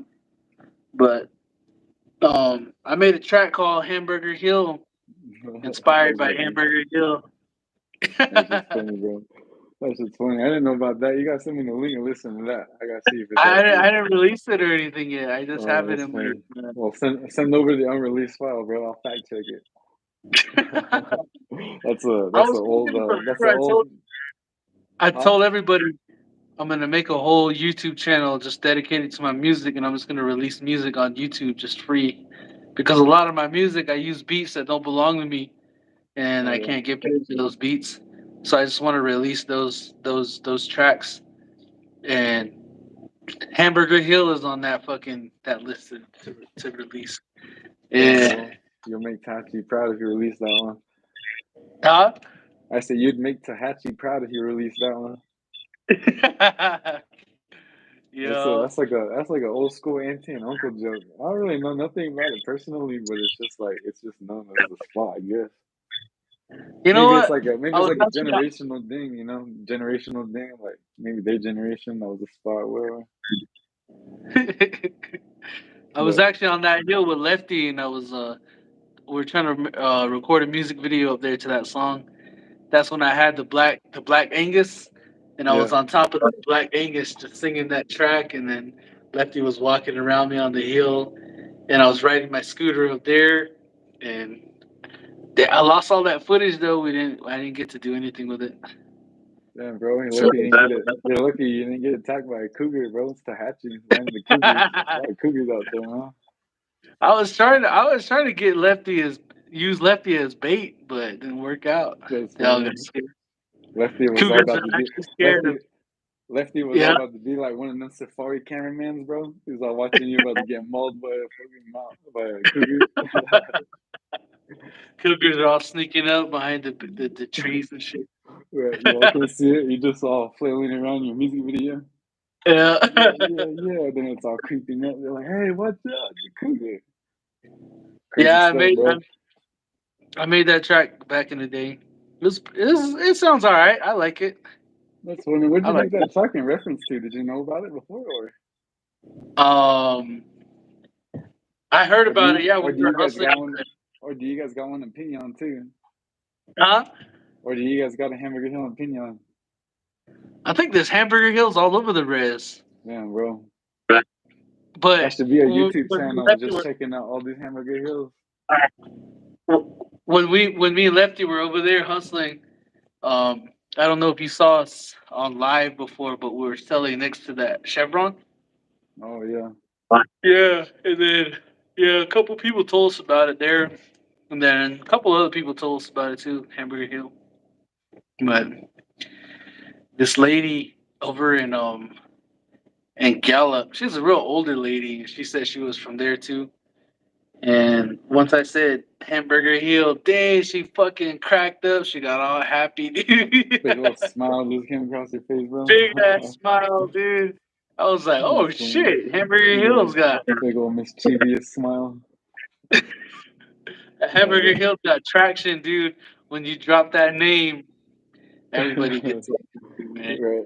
I remember I dropped that name on the track. I forgot. Oh, I think I no, I don't think I ever did. I think I was pertaining to it and one in the track that Cody OG took off. I think he released it on a track called Pimpin' Ain't Easy. Like I tell Oh, you, some of the tracks that he sent me, bro, I'm like, man, I can't do this. Like, this is so hard. And then I just write and I just do it. Next thing you know, we came up with that track. I think it might still be on SoundCloud. But yeah, I remember doing that, and I remember referring to that hill, and he just called me up after I sent it to him. He's like, bro, he's like, are you saying what I think you're saying? And I was like, what are you talking about? And then he broke down that one line, and I was like, yeah, bro, but it's kind of crazy that he peeped it. So that's another crazy thing about Cody OG. Like all of these res references that I put into my tracks, a lot of it pertains to my side of the res. So I either seen it, been through it, or done it in Tallahatchie, in Tallahatchie and Twin Lakes. We call it the ATL, because it's like around Twin Lakes, so everybody in the area says the around ATL. Twitter. Yeah. And That's cool. cause where I'm from, see, like where my grandma's from is like it's called Deer Springs Road, but then like Twin Lakes is literally on this side, and then Tallahatchie is like on the other side, way down here. But on your way to Tallahatchie, there's Mexican Springs, and there's just all of these small places on the 491.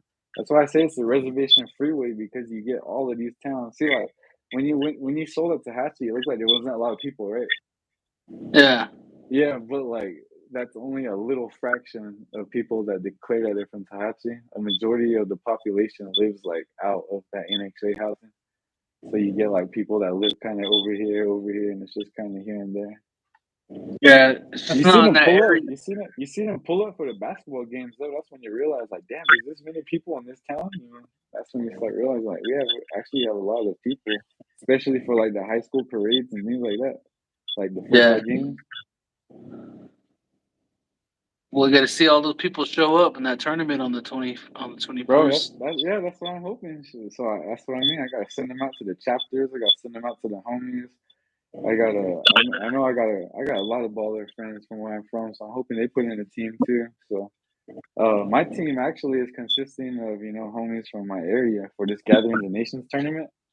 So I'm gonna be playing with a couple of like a few or maybe like four youngins from my area that I'm trying to like teach them a little bit more about the more inner depth of basketball and things like that. And I'm playing with one of my old homies that I played with like back in high school. So it's kind of cool. I'm playing with the actual team that's from the area. That's the reason why we call 491 Spindians. Basketball's always been big where I'm from. So that's the reason why like I'm kind of like somehow merging it all, because basketball and hip hop's always been like correlated. You know what I mean?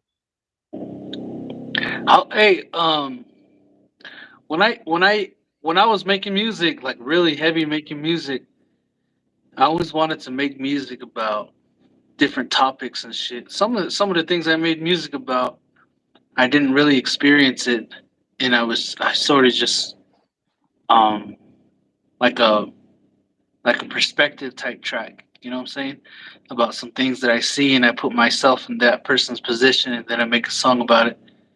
And some of the songs that I made were about women who sometimes it would just be about just the tracks for people to bump to and then just to listen, and it's just like all made up or some shit. Do you make tracks like that? So I have one track called Squash Blossom. You know, that one's kind of like one of my earlier tracks. I have another track called For Free. I have another track called what else? I think I might have one or two other tracks too that kind of like it's kind of like talking about kind of like my relationship, I guess you'd say. It's kind of like me talking to my girl, you know what I'm saying? So like when I'm writing in the poetry, you know, I'm basically talking to my girl. So, but I try to catch it in the most authentic version of myself speaking to her, and you know the way that I speak to her, and the way that you know I put my metaphors and I speak my words. I put that into the music, and then that's you know I listen to it, and if it really makes me feel like I'm actually getting the message across of like how I'm talking or how I'm speaking to someone, and then I'm like, okay, no doubt they're gonna like it, especially you know like I don't know, I try to accommodate all of my audience, especially like when it comes to the females, you know like sometimes they want to hear something for Valentine's Day or something, or sometimes like they kind of just want to imagine like you know somebody in a different way or something like that. Or sometimes like guys don't know how to express themselves with their own words, so then they'll play like your track, and then you know they'll both listen to it, and they'll just be like, oh, you know, then it becomes their special track, and then it becomes like something that's just sentimental to them. So that's just kind of how I work with that sort of music. I mean, in terms of like flexing and stunning, like I said, that pimping ain't easy track, like I'll still go with the flow, what you want me to do, you know what I mean? Like, but you'll never hear me get like mad disrespectful, you know what I'm saying? Like, you'll never hear me like get all crazy disrespectful. It's just like you'll hear me say it in like a way that you never thought you would hear it before, you know what I mean? I use metaphors and I use words to creatively speak my mind, and then you'll be like, oh, okay. And then you're just gonna be like, so that's kind of how I go about it with them sort of tracks, because I don't really want to offend that sort of fan base. You know what I mean? That potential fan base, because everybody's a fan, and as a business, like you gotta kind of accommodate to everybody. You can't really be a sellout. You know, you can't really just be on the radio and just pertain to just mainstream. We kind of gotta, especially for us already. I'm like a native artist, so like the people that listen to me, so like it's already a small amount of people. So whatever Yeah, fans because I can get. when I used to make tracks and when I was in a relationship back then, I always wanted to just make tracks about everything and anything. But every time I made a track about some love shit, the girls would start tripping, get all mad, and think I'm talking about a different chick or some shit like that. That's never an issue for you guys. Nah, see, like, cause like I don't even know when it would be like an instance it would be about anybody else. You know what I'm saying? Like, whatever I'm saying is basically what I'm going through, kind of like in the moment. Because like I can't really think about anything else. You know, I can't really think of another time or another situation. You know what I'm saying? Like, basically, when I write those songs like that, it's kind of like about the stuff that I'm going through now. You know, it's like automatically a given that I'm kind of like talking about my girl or talking to my girl. You know, things like that. So it's kind of like it's like it's a challenge in a way. Like you got to get more creative with it. You know what I mean? You can't just say whatever, because everybody says whatever. Anybody can say whatever, but are you gonna be just anybody? You know, you gotta be somebody that you separate from the rest. Remember See, that like, song that I made? I cheated first. yeah, That's just a fucking song I made up. It's not about a okay. particular anything. Well, well let's break that down real quick. What's the title, bro? I cheated first.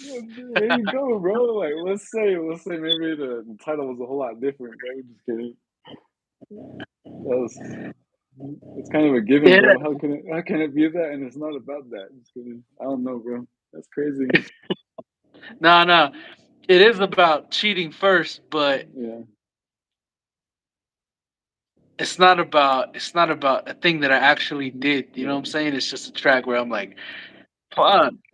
I never heard a song about cheating first. You know, I just like, all right, I'll make it. So I just made it, You know what's funny? and it I ain't never I oh my and bad, it go was ahead. the go ahead, Oh, go I ahead, go ain't ahead. never heard of nobody flex on that yet. Like, you know how they say that things aren't real and they rap about it? Like people be rapping about, like pal pals. They be rapping about, all this bad stuff that they be doing. It's not even real, right? I Yeah. ain't never heard of nobody.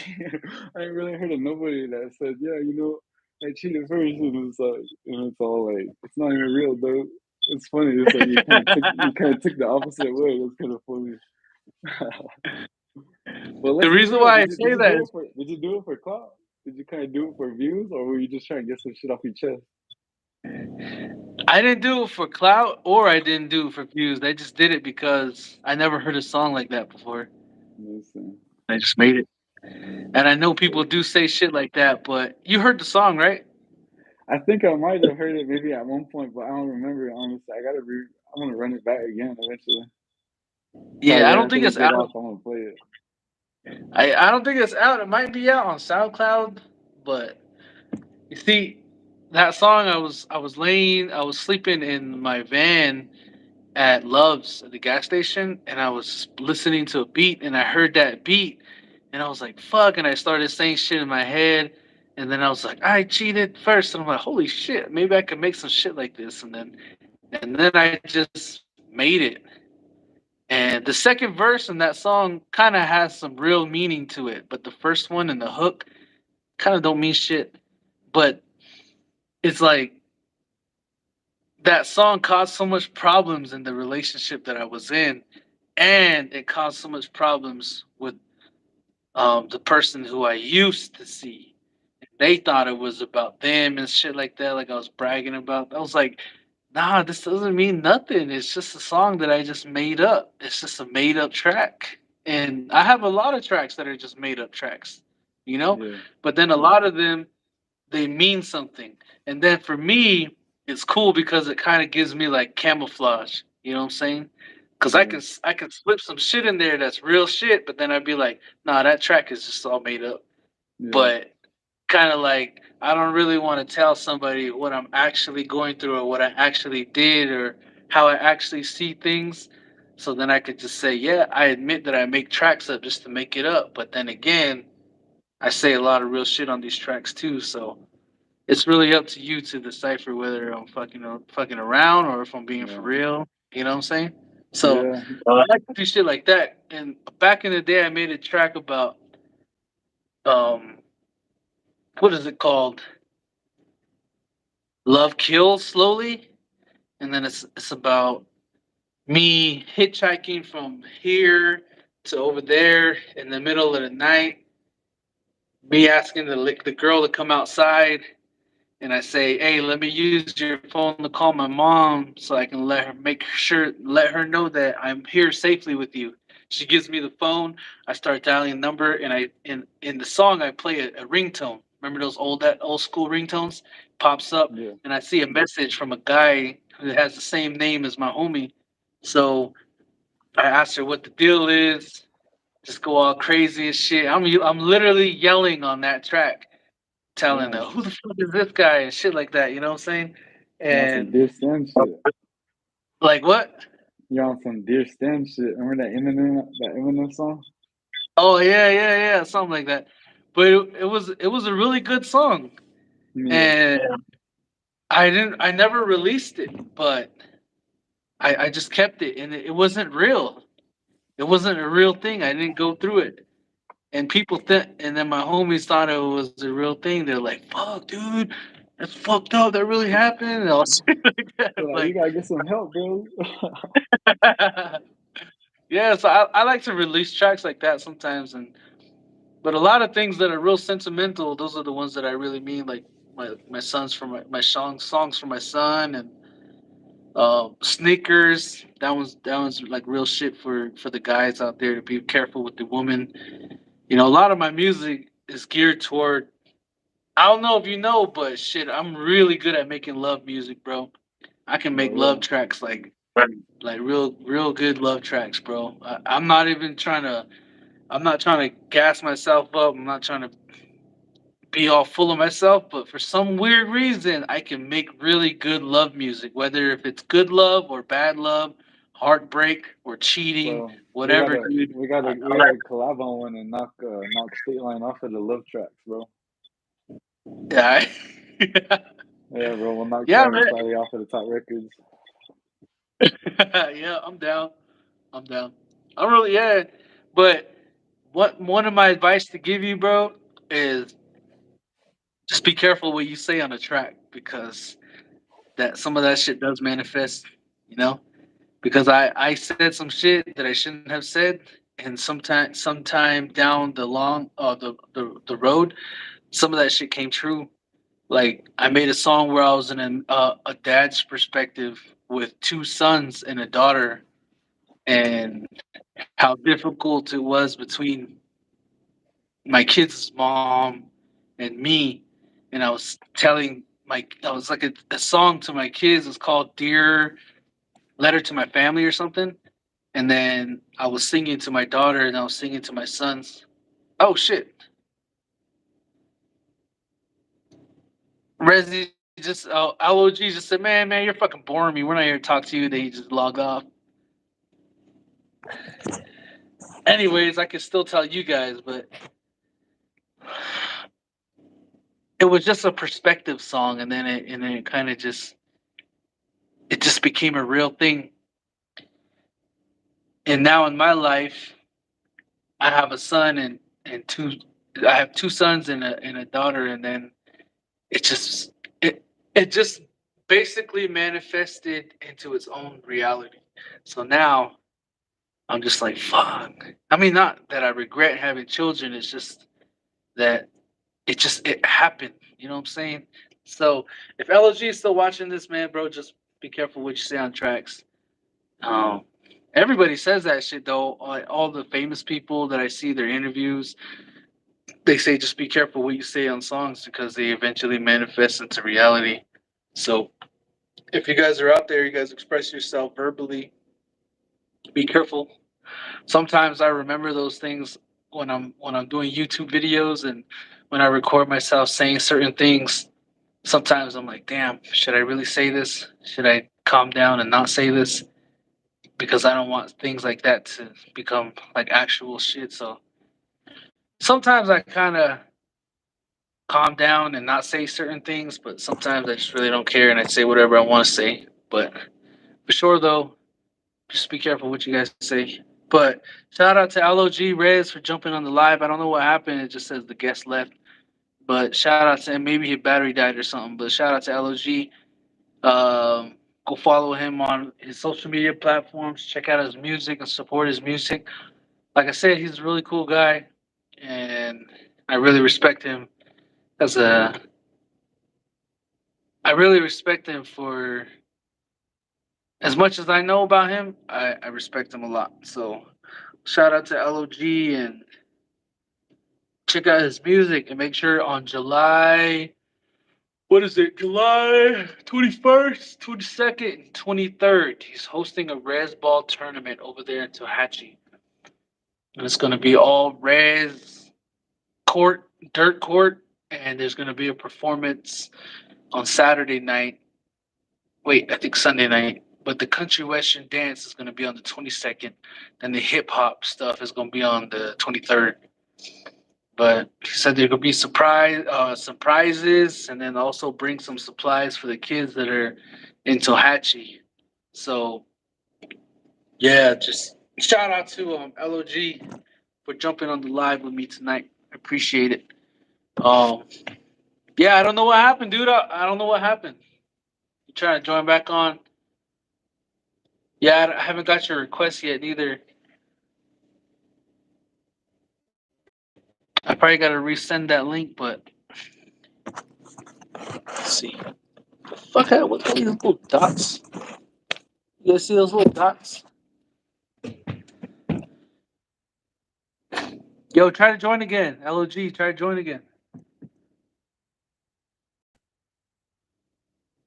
Oh, there it is.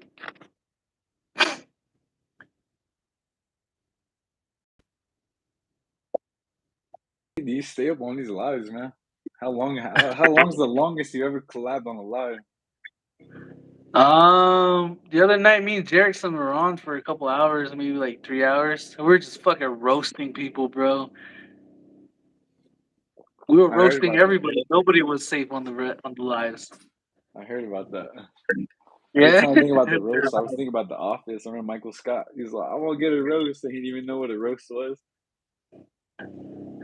Yeah, dude. We stay on a lot pretty long, and then um, we started roasting people, and we fucked up at Love Music, and then this girl got on. I don't know her name. I forgot her name, but she was roasting Love Music, and then someone roasted Shane Ballou, and someone said Shane Ballou is a 12-year-old and a 17-year or 24-year-old's body or some shit. It was That's messed like up. all cracking up. And I could never yeah. roast people, bro. And that's the reason why I don't even try to attempt roast people because I would never take it. If people try to roast me and be like, "Man, what'd you say?" Yeah, you can't roast people if you can't take the roast yourself. You know what I'm Yeah, saying? bro. Usually, like when I'm on a basketball court, it's kind of a whole different story. Like I know how to talk crap, but like otherwise, I never go out of my way and just because damn, some of my cousins, bro, like when they see each other, like they'll just go at it with each other and they'll just go at it. And I'm like, damn, bro, it's crazy. That and that's a native thing too. You know, that's a Yeah, hardcore redneck. right. You, no matter where in the family, no matter who it might be, someone's gonna roast you. My Yeah, parents, we all roast each other. My family too. My sister, like all of us, we laugh about each other. Even down to the little baby, my sister's little baby. Yeah, yeah, we all we all have our fun with each other. yeah, It's pretty funny. bro. My But uncle that's a actually, too. yeah, my uncle actually kind of taught me how to kind of take it though, because like if y'all ever hang out with my uncle, he's a real intense person to be around. I used to be a real like kind of real uptight person and he's like that. It's kind of funny though. Like he'll joke with you one minute and then next minute like he can be pissed off. It's like that sort of person. And so I was just kind of like, damn, like sometimes he'll be at it with me. He'll be like, "What's your problem?" Things like that. And like he always like cusses a lot too. But then like finally at the moment when you're about to bust and you're just about to be all pissed off and you're about to finally give it back to him, then he just starts laughing at you. You know what I mean? I'm like, damn. So he kind of really taught me how to take it, bro. Yeah. Now I'm just kind of like So I was like, people can say stuff on the court and I just be all chill, bro. Like I know how to kind of just give it back to them too. It's funny. It's a real funny conversation when you get in them moments.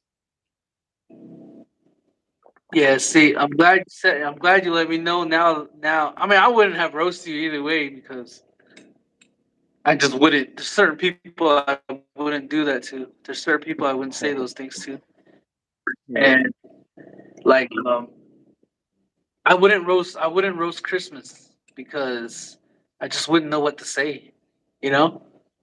And she's like, I was gonna comment something, but I don't want to get roasted. And I'm like, yeah, I probably would have never tried to roast you anyway. yeah. It's funny. And I didn't hear about the roast until Christmas was talking about it. She's like, "Did you guys hear the roast?" And I was like, "Damn, I missed out on something good." yeah, But yeah, apparently, it must have been pretty crazy because I remember they were talking about it in the comments and it was hilarious stuff. yeah. So And it kind of you kind of just have to do a feel for people's vibes too, you know. yeah. Hey, Yeah. have you ever tried stand up comedian? Uh, Bro, those are the people that I envy the most because they're able to stand up in front of everybody and just like feel the crowd and just know which jokes to tell or like in like a little part in everybody's segment, they always kind of like pick out one person in the crowd and you just like feed off of them and they don't even know them whatsoever, but they're just roasting them and things like that. That's that stuff that's really hard, bro. yeah. Me Like and Jay Kevin always Hart, say. Cat Williams. Me and Jay always say that it takes some a little type of skill to know how to roast on the spot, because it's kind of like freestyle rapping. I'm not the best at freestyle rapping, but when I really get into it, it just starts to flow, and then just words start coming out. And when we start roasting people, it's hard to come up with shit because I think the other day I said something about someone smelling like turtle sweat, and then we're like, I "What thought the that shit fuck, was funny, bro. I thought that shit was funny, man. It's on someone's turtle old sweat? turtle aquarium. I was like, what? Where the fuck did turtle sweat come from?" And it just came up, and then you kind of just got to roll with it. But when I start roasting and when I start telling jokes and shit, my issue is I think about it too much, and while I'm about to deliver, I laugh in the middle of my delivery and I fuck up the whole thing. So Yeah. that's my issue. But Jerickson's really good. The thing that makes Jerickson really good at roasting is when he does that real genre accent. Once he hits that accent, then it's automatically funny no matter what the fuck he says. So I he's know, got right? that going for him, and he's really good at doing that shit. It's kind of funny. He reminds me of. Have you seen what's his name? Gabriel Iglesias. Remember Oh yeah, Fluffy? yeah, Remember he has the freaking that voice that he does too. Like every time Jackson does that, bro, that always reminds me of that Fluffy voice. Like, remember Fluffy? Remember Fluffy does that like that female Makai voice. yeah, Yeah, yeah, yeah. That's what Jackson reminds me of when he does that, bro. I think it's hilarious. yeah. Especially when he does the native lady voice. Yeah, Yeah. he's good at I that. seen that freaking video that he did with what was that lady's name? Was that Auntie Bertha or something like that? Yeah, Auntie Humberto. yeah, yeah, and I seen that where you're like he needs to bless the home and I was like, what's going on, man? You know what video I'm talking about, right? Yeah, I remember. Yeah, he's like, yeah, he say there's some bad spirits right here in this spot, and I was looking at him like, what? That was some wild stuff, man. I remember watching that video. I was like, man, this is crazy, man. This man's a wild one for this one. Jackson is out of Those two pocket when they get sometimes, but together, man, they're crazy. you actually hung out with Auntie Bertha? Me, yeah, we hung out a couple times, yeah, with Jerkston. Yeah, it's funny. Yeah, So that's Jackson's homie then, yeah, that's huh? Jerkson's I see. boy. Where's he from anyway? I think he lives in Phoenix. I think I don't know where he's from Oh, though. okay. I just see all of these like TikTokers or all these vloggers, and like I always wonder like where they from. Majority of them are from Phoenix, though. That's what I'm noticing. Arizona and Phoenix. There's like very Yeah, few people here in New Mexico. I know. Well, I don't really trust the ones that are not from the res. Just kidding. No, yeah, Yeah, I know what you yeah, a lot mean. of them are. They live in Phoenix. A lot of the content creators, but when and Berta and Jerrickson get together, especially when we three-way each other on the phone, man, we all just go back and forth, just saying some dumb shit, saying then it just goes on, and we're like, shit will never end, dude. It's so crazy, dude. Some of the Yeah, improv stuff that y'all come up with, like in a conversation, bro, it's hella funny, man. I ain't gonna lie. You guys remind me of like hanging out with my cousins. Your cousins just say some dumb shit, you know what I mean? And yeah, sometimes I think about it like right on the spot, and then they don't even remember it again. Like next time it comes up, like, hey, remember that one thing you said? Yeah, what are you talking about? It's just one of those you had to be there moments. All your conversations like that, bro. It's hilarious. Hey, how yeah. about how about Lefty? How'd you meet Lefty? What does he do? Is he a comedian or a blogger or something? Nah, I knew Lefty since fifth grade. Really? Yeah, so we were like, what? How old is people when they're in fifth grade? Oh, that's probably like Like 10, nine, 9. 9 or 10 or some shit. Yeah. So I knew him since back then when we were that young, and I knew him, but we didn't like each other. And then sixth grade, seventh grade is when we started talking, and then we've been friends ever since seventh grade. So we've been friends for years, dude. Like That's fuck, crazy. So longer than Jerickson? way longer than Jerrickson. Huh. Yeah, And when did you meet Jerickson? I met Jerrickson like 2011. Was it 2012? 2004, 14, I think. No, I see. I met him. I was telling the story that night about him. I thought he was gay because he came to the first show I've ever seen with him. He came with some dude. Hey, that was some real stuff. I thought that was part of like the improv. That was for real. You thought he was, That was all real, dude. Yeah. because I was watching that too, bro. I was like, man, ain't no way this shit's true, man. Yeah, that's all real, dude. That's how that. And I thought he was. I thought he was gay, but he wasn't. And I found out that he wasn't on tour when he met that girl, but I thought he was the whole time, and I didn't judge him because of it. But yeah, but sometimes he says some shit that makes me feel like maybe he might be, and he just doesn't know yet. You know. But That dude yeah, sounds like a certified anti-slayer the other night on your live, bro. certified I was like, anti-slayer. man, I gotta put my auntie away when he comes up. Every time it comes around, I gotta tell my auntie sister to get away right there. Yeah, go in the room. Don't come out. He's like that one big old fluffy red dog that just comes around from like a house fucking 5 miles away. It's like, damn, where's this dog over here for? He's like, it's all looking for the dogs in the heat, bro. Yeah, yeah, man. I knew Lefty way back in the day, way before I met Jerickson. That's crazy. Do you And guys play? Do you guys play any sports together? Like, is there like a football. common? Is there like a common sport that you guys enjoy playing together? Me and who? You, Lefty, and Jerickson. Nah, cause me and Lefty, we played football. Jerickson don't play football, No, and okay. we don't really play basketball.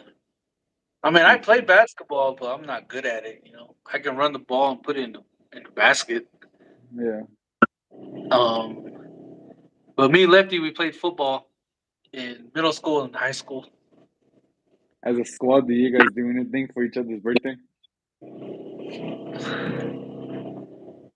I only celebrated Jerickson's birthday that one time when we took him to Buffalo Wild Wings and we brought all the homies together, and that's it.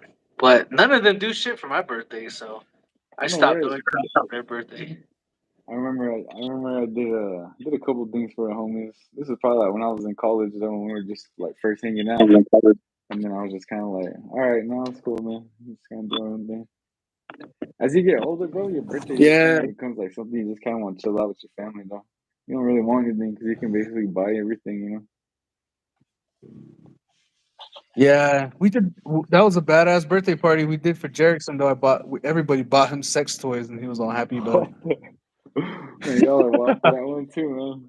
You're a whole different squad, bro. Yeah. Oh, we did a virtual birthday for Jerickson too. Yeah, you see, I'm the type of homie that would want to do shit like that, you know. But if I get that they're not really feeling it or they're not really trying to do something back, then I don't. It just kind of messes things up, you know, Same. because you I put out what I want to receive, and if they don't get the fucking message, then it just all right. That's cool. Then I just stop. You Right. know. That's how I feel, too, because my girl tossed me kind of like she cost me a pretty cool birthday party, like for my birthday. So I was like, man, now I got to reciprocate. But we're gonna be checking out George Strait down in Denver, bro. So that's gonna For be her around her birthday? birthday. Yeah, for her birthday. So we're gonna be hanging out in Denver for her birthday. Just Hell gotta look for yeah, something that's down cool. there. I ain't never really been down there. I drove through like one time when we took like a family trip, but it was probably like when I was 14 or something. But we didn't really like stay there. We just kind of we never really stayed in one spot on that trip. We just kind of every day we're just in some other state. And I remember we stayed in Denver like one night, but didn't even get to like hang out there. We're gonna see what it's all about. I'm gonna Yeah, try to vlog a whole lot more stuff too. I might probably vlog that trip too. I've been trying to get back into vlogging. Well, I kind of took a little break after I done did a couple auditions for other stuff, opportunities and stuff. yeah. After I didn't get those opportunities, bro, I was like, man, I just kind of like have been in a rut lately. I was just kind of like, man, just kind of take a break from everything. I didn't even have my haircut, bro, for a long time. Finally got my haircut and everything changed. I was like, okay, I'm back. Let's go do it. Back to square one. You know how it goes. That's what the haircuts do. That's why I always try to make sure my homies got haircuts. I'm like, I yeah, this will do know. something for their confidence. It was all weird. I got my haircut and I started doing the dishes, bro. I was like, what? And I started cleaning out the car and I was like, it's funny. It's just like that. Yeah, So, haircuts really go a long way, man. right. One time, this barber fucked up my hair, dude, and I didn't want to leave. I didn't want to get on camera. I didn't want to talk to nobody. I just wanted to stay in the room and wear my hoodie the whole time. and that barber still cuts hair. I was fucking pissed, man. So Hey, oh, you know, I had a freaking wait, where'd you get your haircut at, bro? what's that? Where'd you get your haircut at? Um, San Mateo's cuts. Oh, now we're cooking. I see. When I was in high school, I don't know if you know Bobby's Barbershop in Gallup. Have you Nah, ever? Nah. So like Bobby, he's a really cool dude. You know, I was in high school and it cost like $10 to. Well, no, it cost maybe like $15 at the time to get a haircut, right? And I was in high school, bro. Like my hair was kind of long. It was probably like maybe like 2 years in, so it was maybe like this, like maybe this length. And I was growing it for some time, but you know, I lost my pop. And you know, when he passed away when I was like 16, I ended up wanting to cut my hair. And so I ended up getting my hair cut there, bro. Ever since then, he was kind of like cutting my hair, giving me fades. Homie, see my ambition. I just be talking to him and things like that. I just was intrigued by the barbering clippers, and he just started offering me haircuts and like you know doing my like that little slit thing on my eyebrow like I'd always do. All of that is still for $5, bro. And like that's I've always had the utmost respect for homie out here then. So if y'all ever get a chance, get your hair chopped up at Bobby's Barbershop in Gallup, bro. It's on Maloney Avenue. Check it out sometime. He'll hook you up. you But still go over there? no, that's the thing. I gotta pull up on him because occasionally I'll pull up, but you know, like now that like when I was in school, you know, every weekend I go back home, like I'd always pull up over there to get chopped up, you know, back when my hair was short and I had a fade. But even after I started growing my hair, I would still pull up on him so he could kind of just edge me up and things like that because he has the same hairstyle as me, you know, growing up, like having him cut my hair, I was like, man, this dude's a real wise dude. I want to try to look like him. And he has his hair kind of like mine. And yeah, he's a real cool dude, bro. It's just kind of crazy how you run into people like that. And I would tell him that I'm interested in cutting hair, and he knew my ambitions, so he gave me my first clippers. You know, my first clippers that I started cutting with, and Oh shit. I bought my new one, and then I started hustling out the dorms, bro. I started cutting hair out the dorms. So barbering always has been like that. Barbering has always been like that thing in the corner of my heart. You know, it's always there. I want to open a barbershop one day. Hell yeah. It's funny because a lot of people that I know they like to cut hair.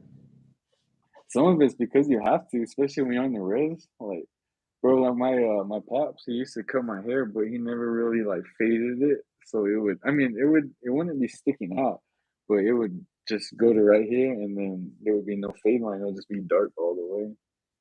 And so, Oh like yeah, yeah. growing up, I was like, man, I gotta learn how to cut hair. So that's why I started with my brothers, bro. Yeah, cutting hair is important.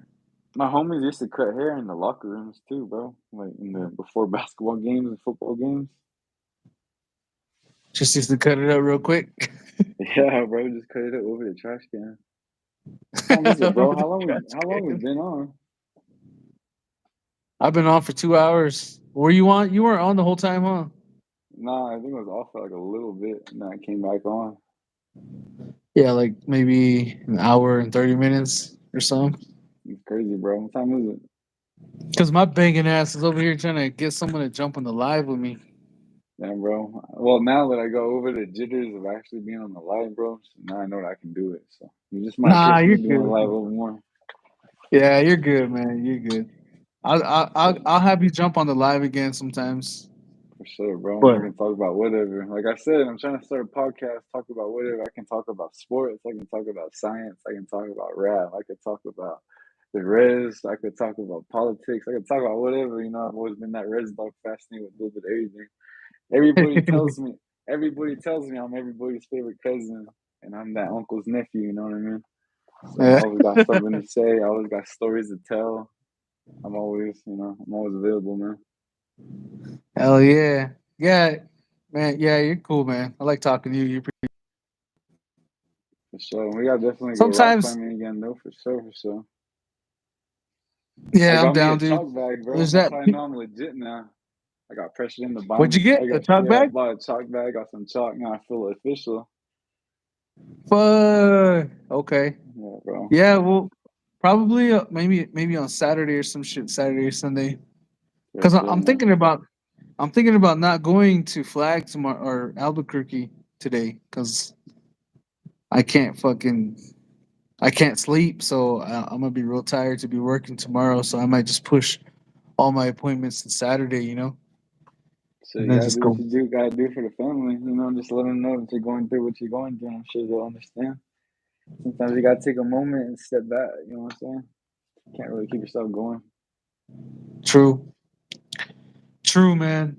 And that's what I've been trying to do. I just been trying to go like push it because I'm going through some other shit on top of this shit. You know what I'm saying? And I haven't seen my boys in a year, almost a year and a half now. So every time I hear their voice or I see anything that has to do with them, it breaks my heart. You know what I'm saying? Because I miss them very much, and I don't think people actually understand. People don't understand how it is for a father to not be able to see their flesh and blood. They don't know how much it affects them emotionally and mentally, and everybody's always talking about how mental health is important and shit, and it's difficult for a dad to not be able to see his boys, and that's what I've been dealing with for a whole year and a half, and there ain't nothing wrong with it because it's just a money it's just a money thing. You know what I'm saying? At the end of the day, it's a money thing. I mean, I do my part and pay child support and stuff, but I understand I'm not mad or I don't hold any resentment toward their mom because I understand the how difficult it is for her and I to get along, and we don't want to give that energy to our boys when we argue and shit like that. You know what I'm saying? So I understand that, but a year and a half is a long fucking time to be away from someone that you really really love. And then on top of that, I just left this thing that I had going on over there in Albuquerque, and now my grandma is gone, and just shit on top of shit on top of shit, you know. And then work was keeping me busy, but now that I'm here, and I'm just like, fuck the res, the wind, the whistle, windows, the dust, nobody around at night, and I'm just here like, man, I wish my cousins would sleep over or something so that we can talk or something, you know. And it just gets difficult, and yeah, so it's definitely challenging, man, for me to just chill here and then just be here and every day just be like, fuck, my family needs me at this moment right now. My mom needs me, so that's really keeping me going. Is my mom, just trying to be here for my mom, you know. But it's fucked up, dude. It's like it's not just that one thing that I'm going through. It's a lot of other shit that's going on in my head, and sometimes it gets too much. And then I'm like, fuck, man, everybody's telling me to stay strong.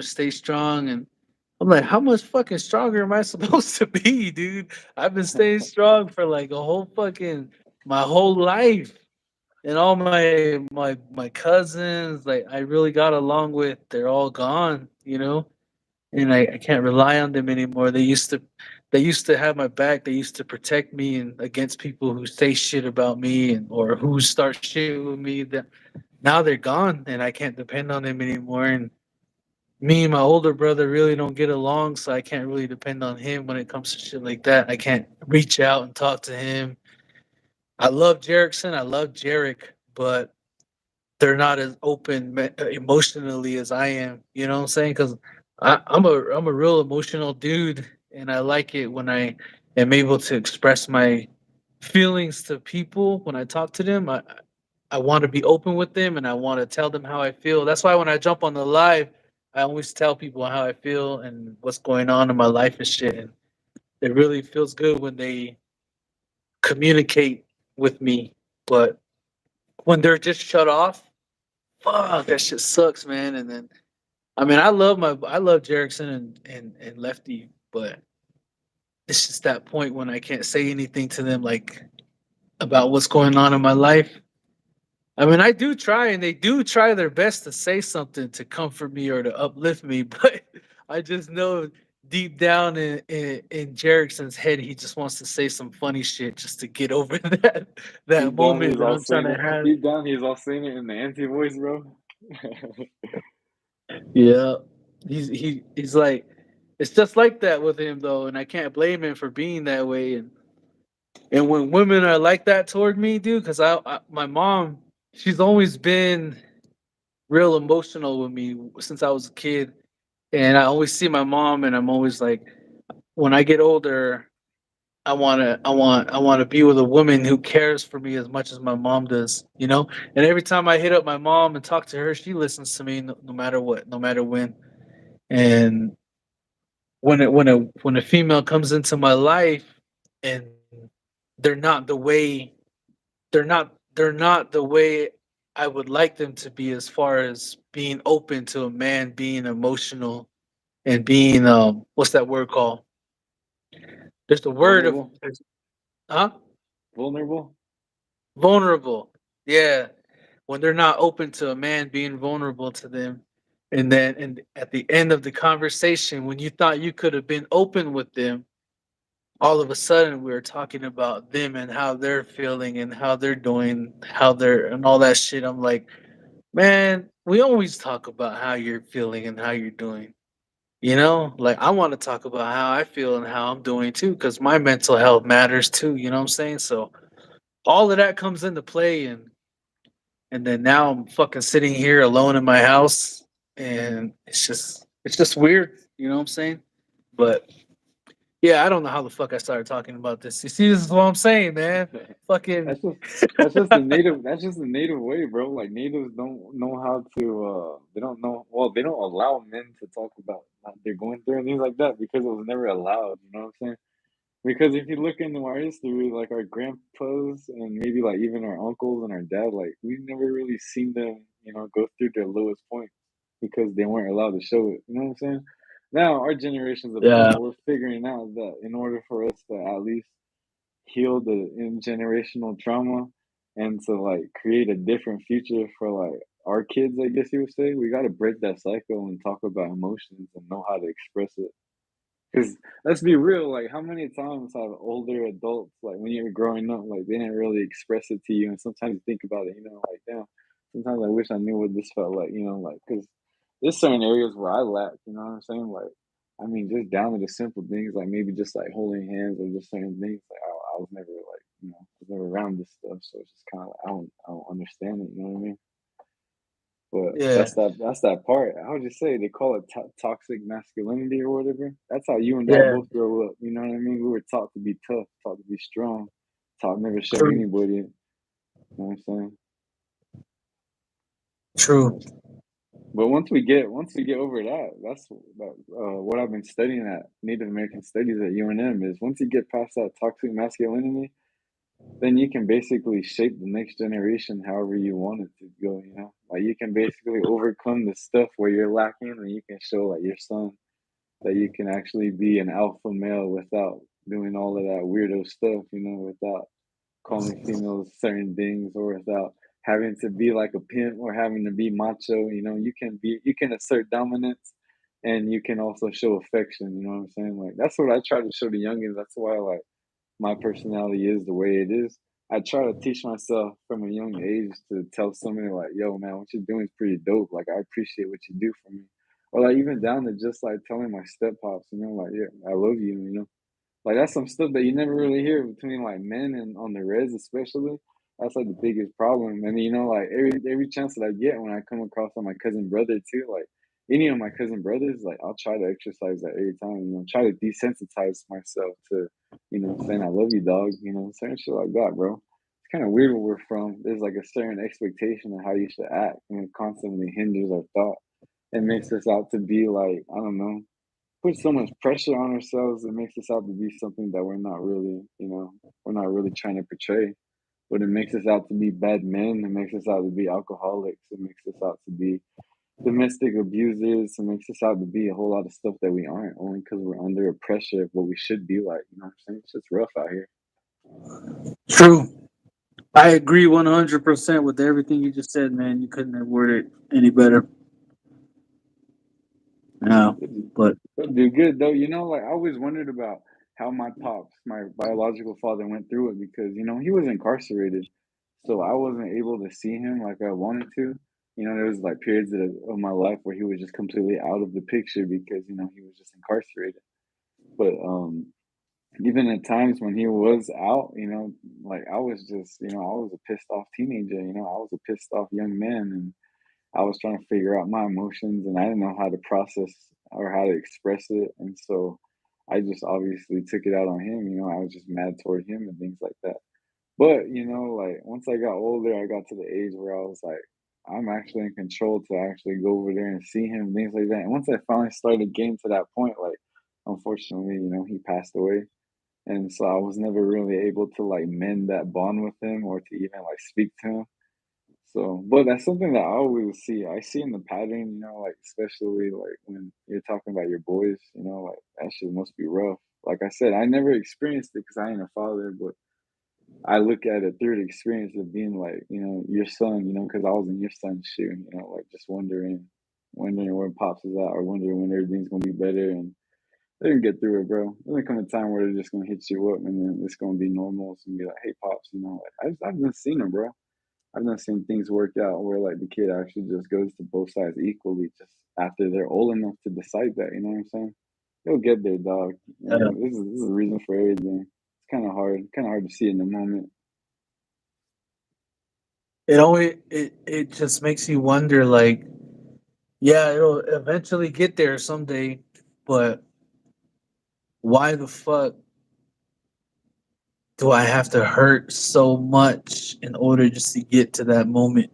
You know what I'm saying? Like, why does it have to be that way though? Like, what the fuck did I do, or what the hell did I say, or something? And then you start thinking to yourself like, and when you get those thoughts in your head, then it just like fucking messes with your head more, and then you're like, and then you start to blame yourself and shit. Then you go down a rabbit hole, and then all this shit, and then it takes a lot just to get out of that slump, and then start to think that way. You know what I'm saying? One of these days it's gonna get better. One of these days they might hit me up, but one of these days it might just be simple. You know, Yeah, but one of these days it might be. It could be yeah. coming quick. It could be a couple years from now or whatever. But I don't know, You never man. know. You It's never know. Maybe the forces in this universe are just allowing you some time and peace to I don't know, maybe like elevate or level up your game or level up your personality. I don't know, man. Sometimes we get these moments in our life where we feel like there's no progress happening, but in reality, like that's also part of the progress. It's kind of how I see it. I think about the dark things that we like that I had to go through, to get to this point, and come to think, like that was kind of like part of the process. If I didn't go through that, I wouldn't have really enjoyed where I ended up at. You know what I'm saying? So like this struggle that you're going through, it's like it's just gonna make that time that whenever you do hang out with them, it's gonna make it that much sweeter, I guess.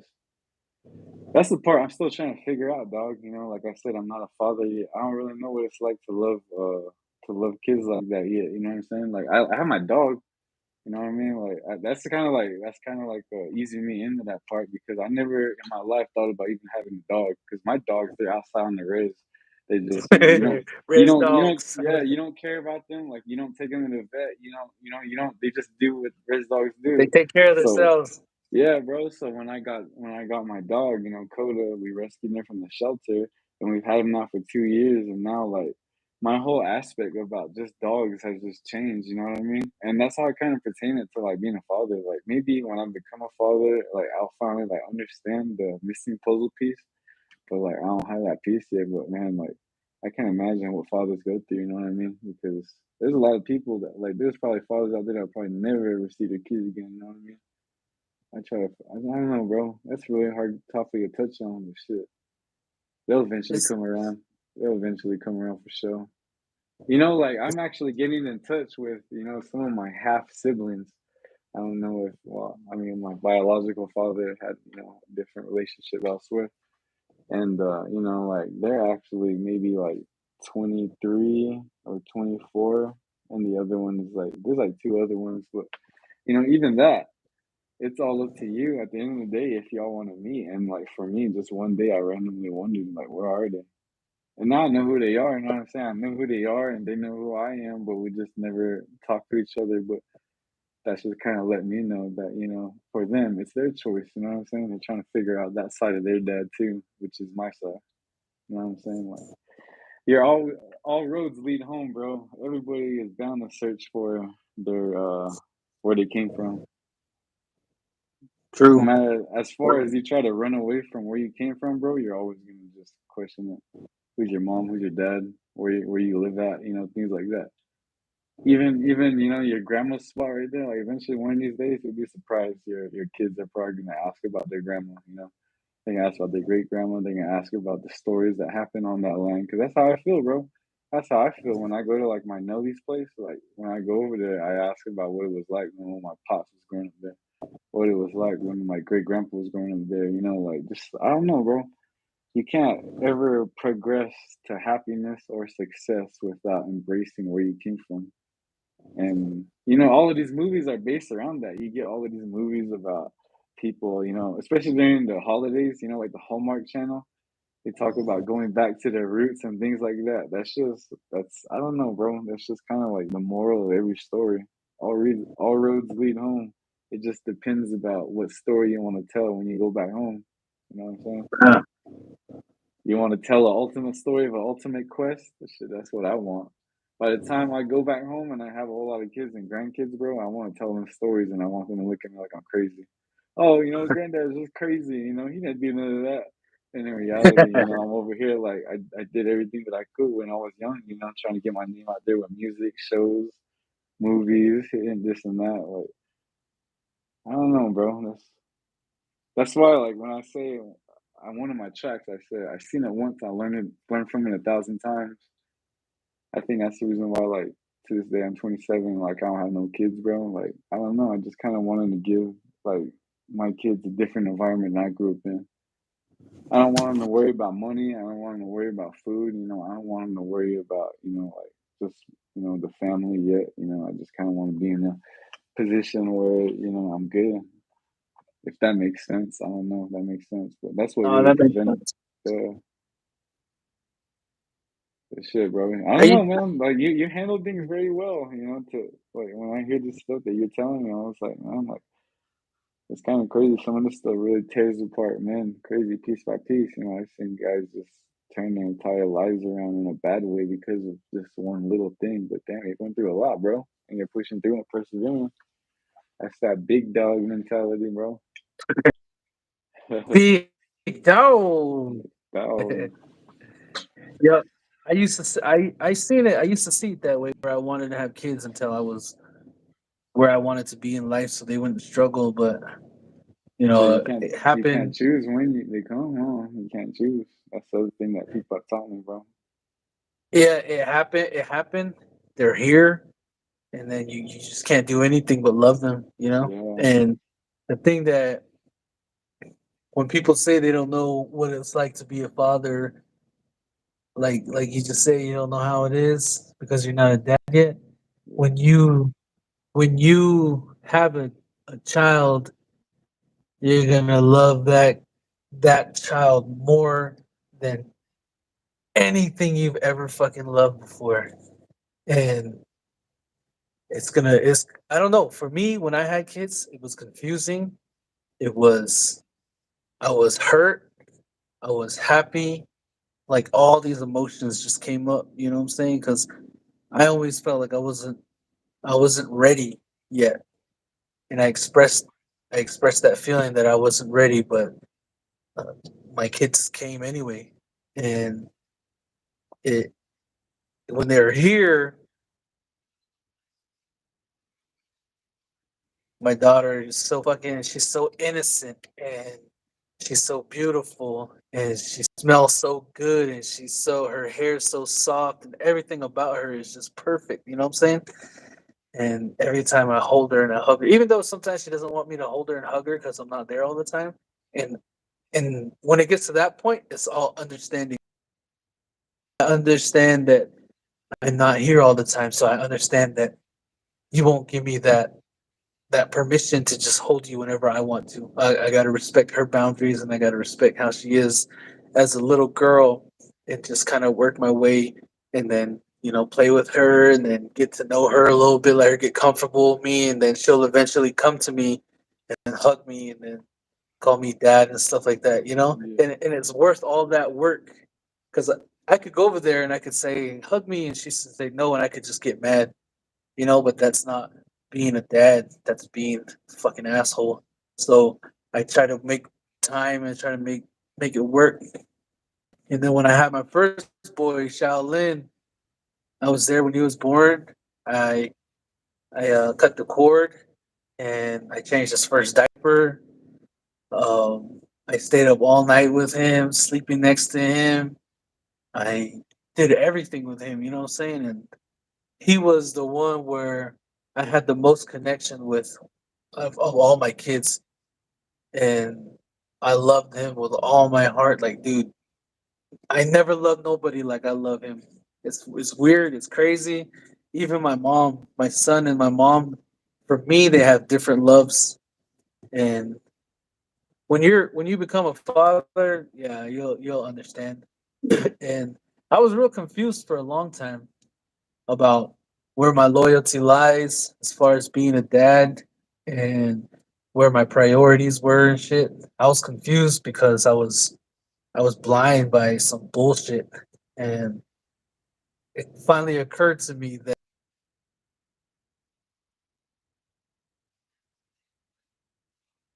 relationship between their kid and their father, but when it came to me, I wasn't allowed to have a relationship with my daughter or my kids because of jealousy.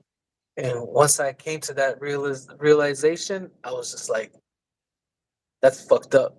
Why am I allowing someone to dictate my relationship with my own flesh and blood? You know what I'm saying? And that's what empowered me to say, fuck all this, man. I want a relationship with my children.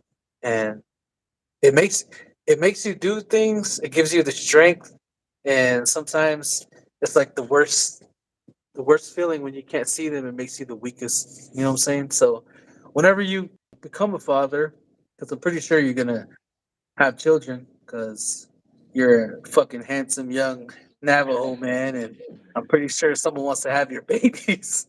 So This whenever guy. that point comes, you know what I'm saying, you're gonna know, and you're gonna be a good dad. I can already see it. You're gonna be a good father, and the only advice I can give you is to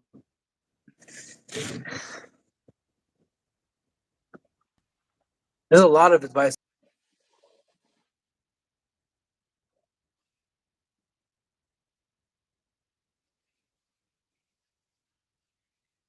tell them that you love them, and just that's it. Make them feel comfortable around you.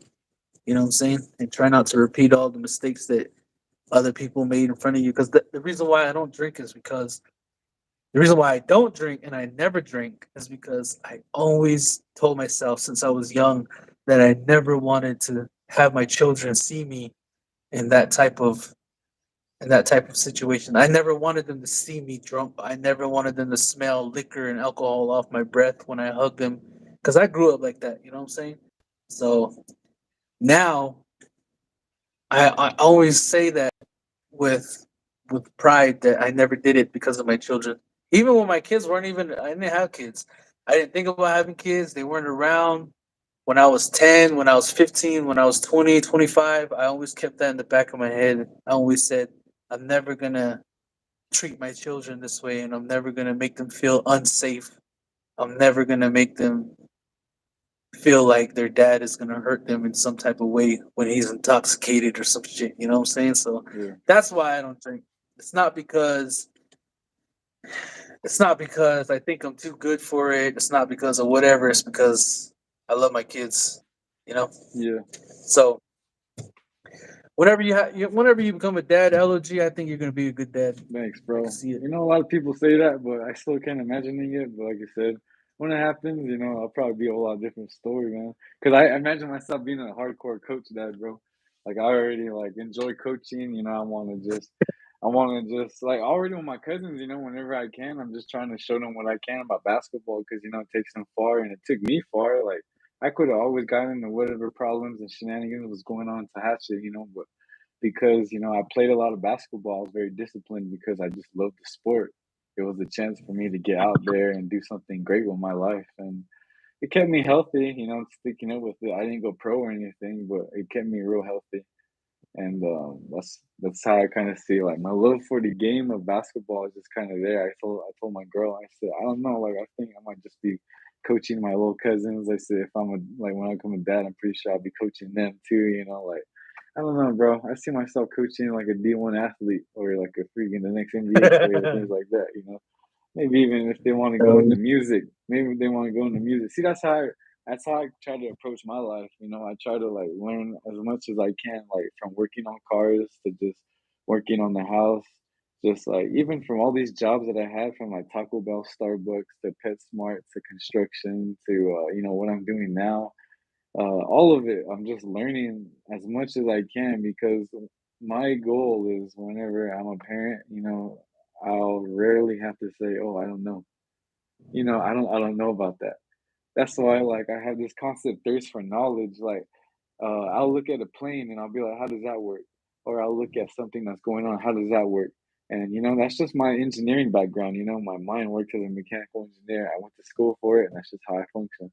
So same, I applied to everything, bro. And it's just like I just want to be that sort of person where like they go come to me as my kid, and that they'll know that I'll always have the answer. I can always try to fix it. That's just something that my step pops taught me. You know what I mean? Like he just kind of taught me like how to do all of that. And it's just I don't Yeah. know, bro. Being a step parent and taking in somebody else's kid, that's a whole different story too, man. Like I can't believe my step pops did that for me, since I was 5 years old.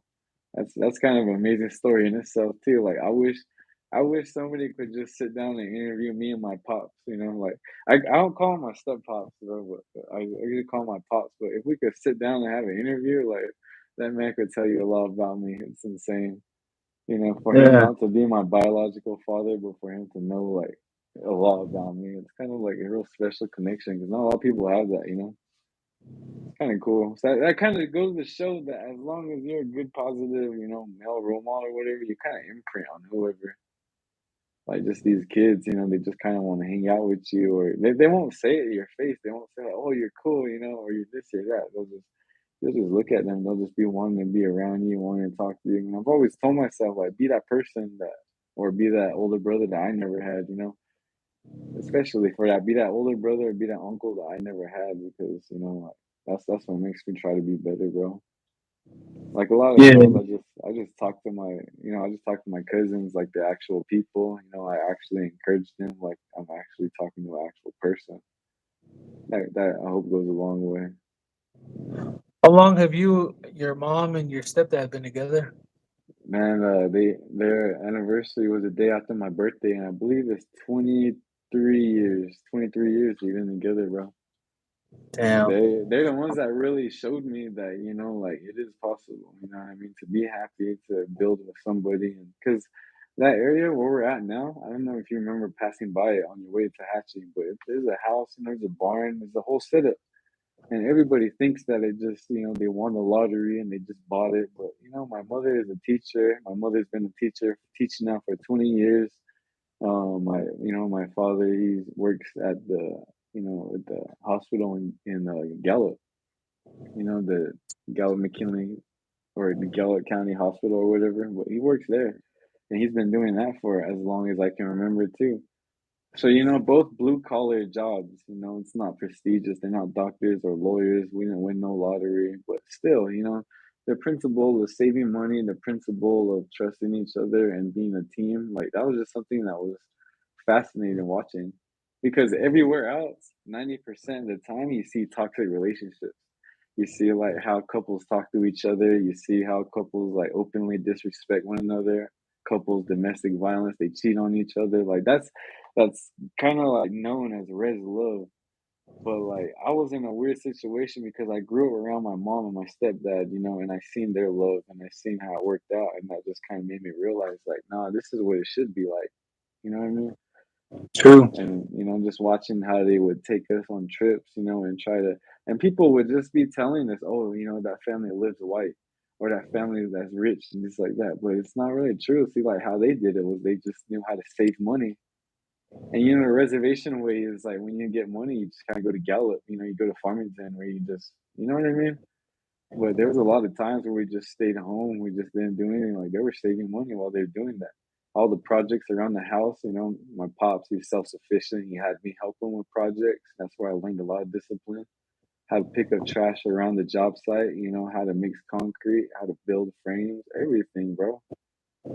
And the other thing is that it's 50% his work, and then it was like 50% me too, because I mean, it wouldn't have worked out if I was over here just being a little brat.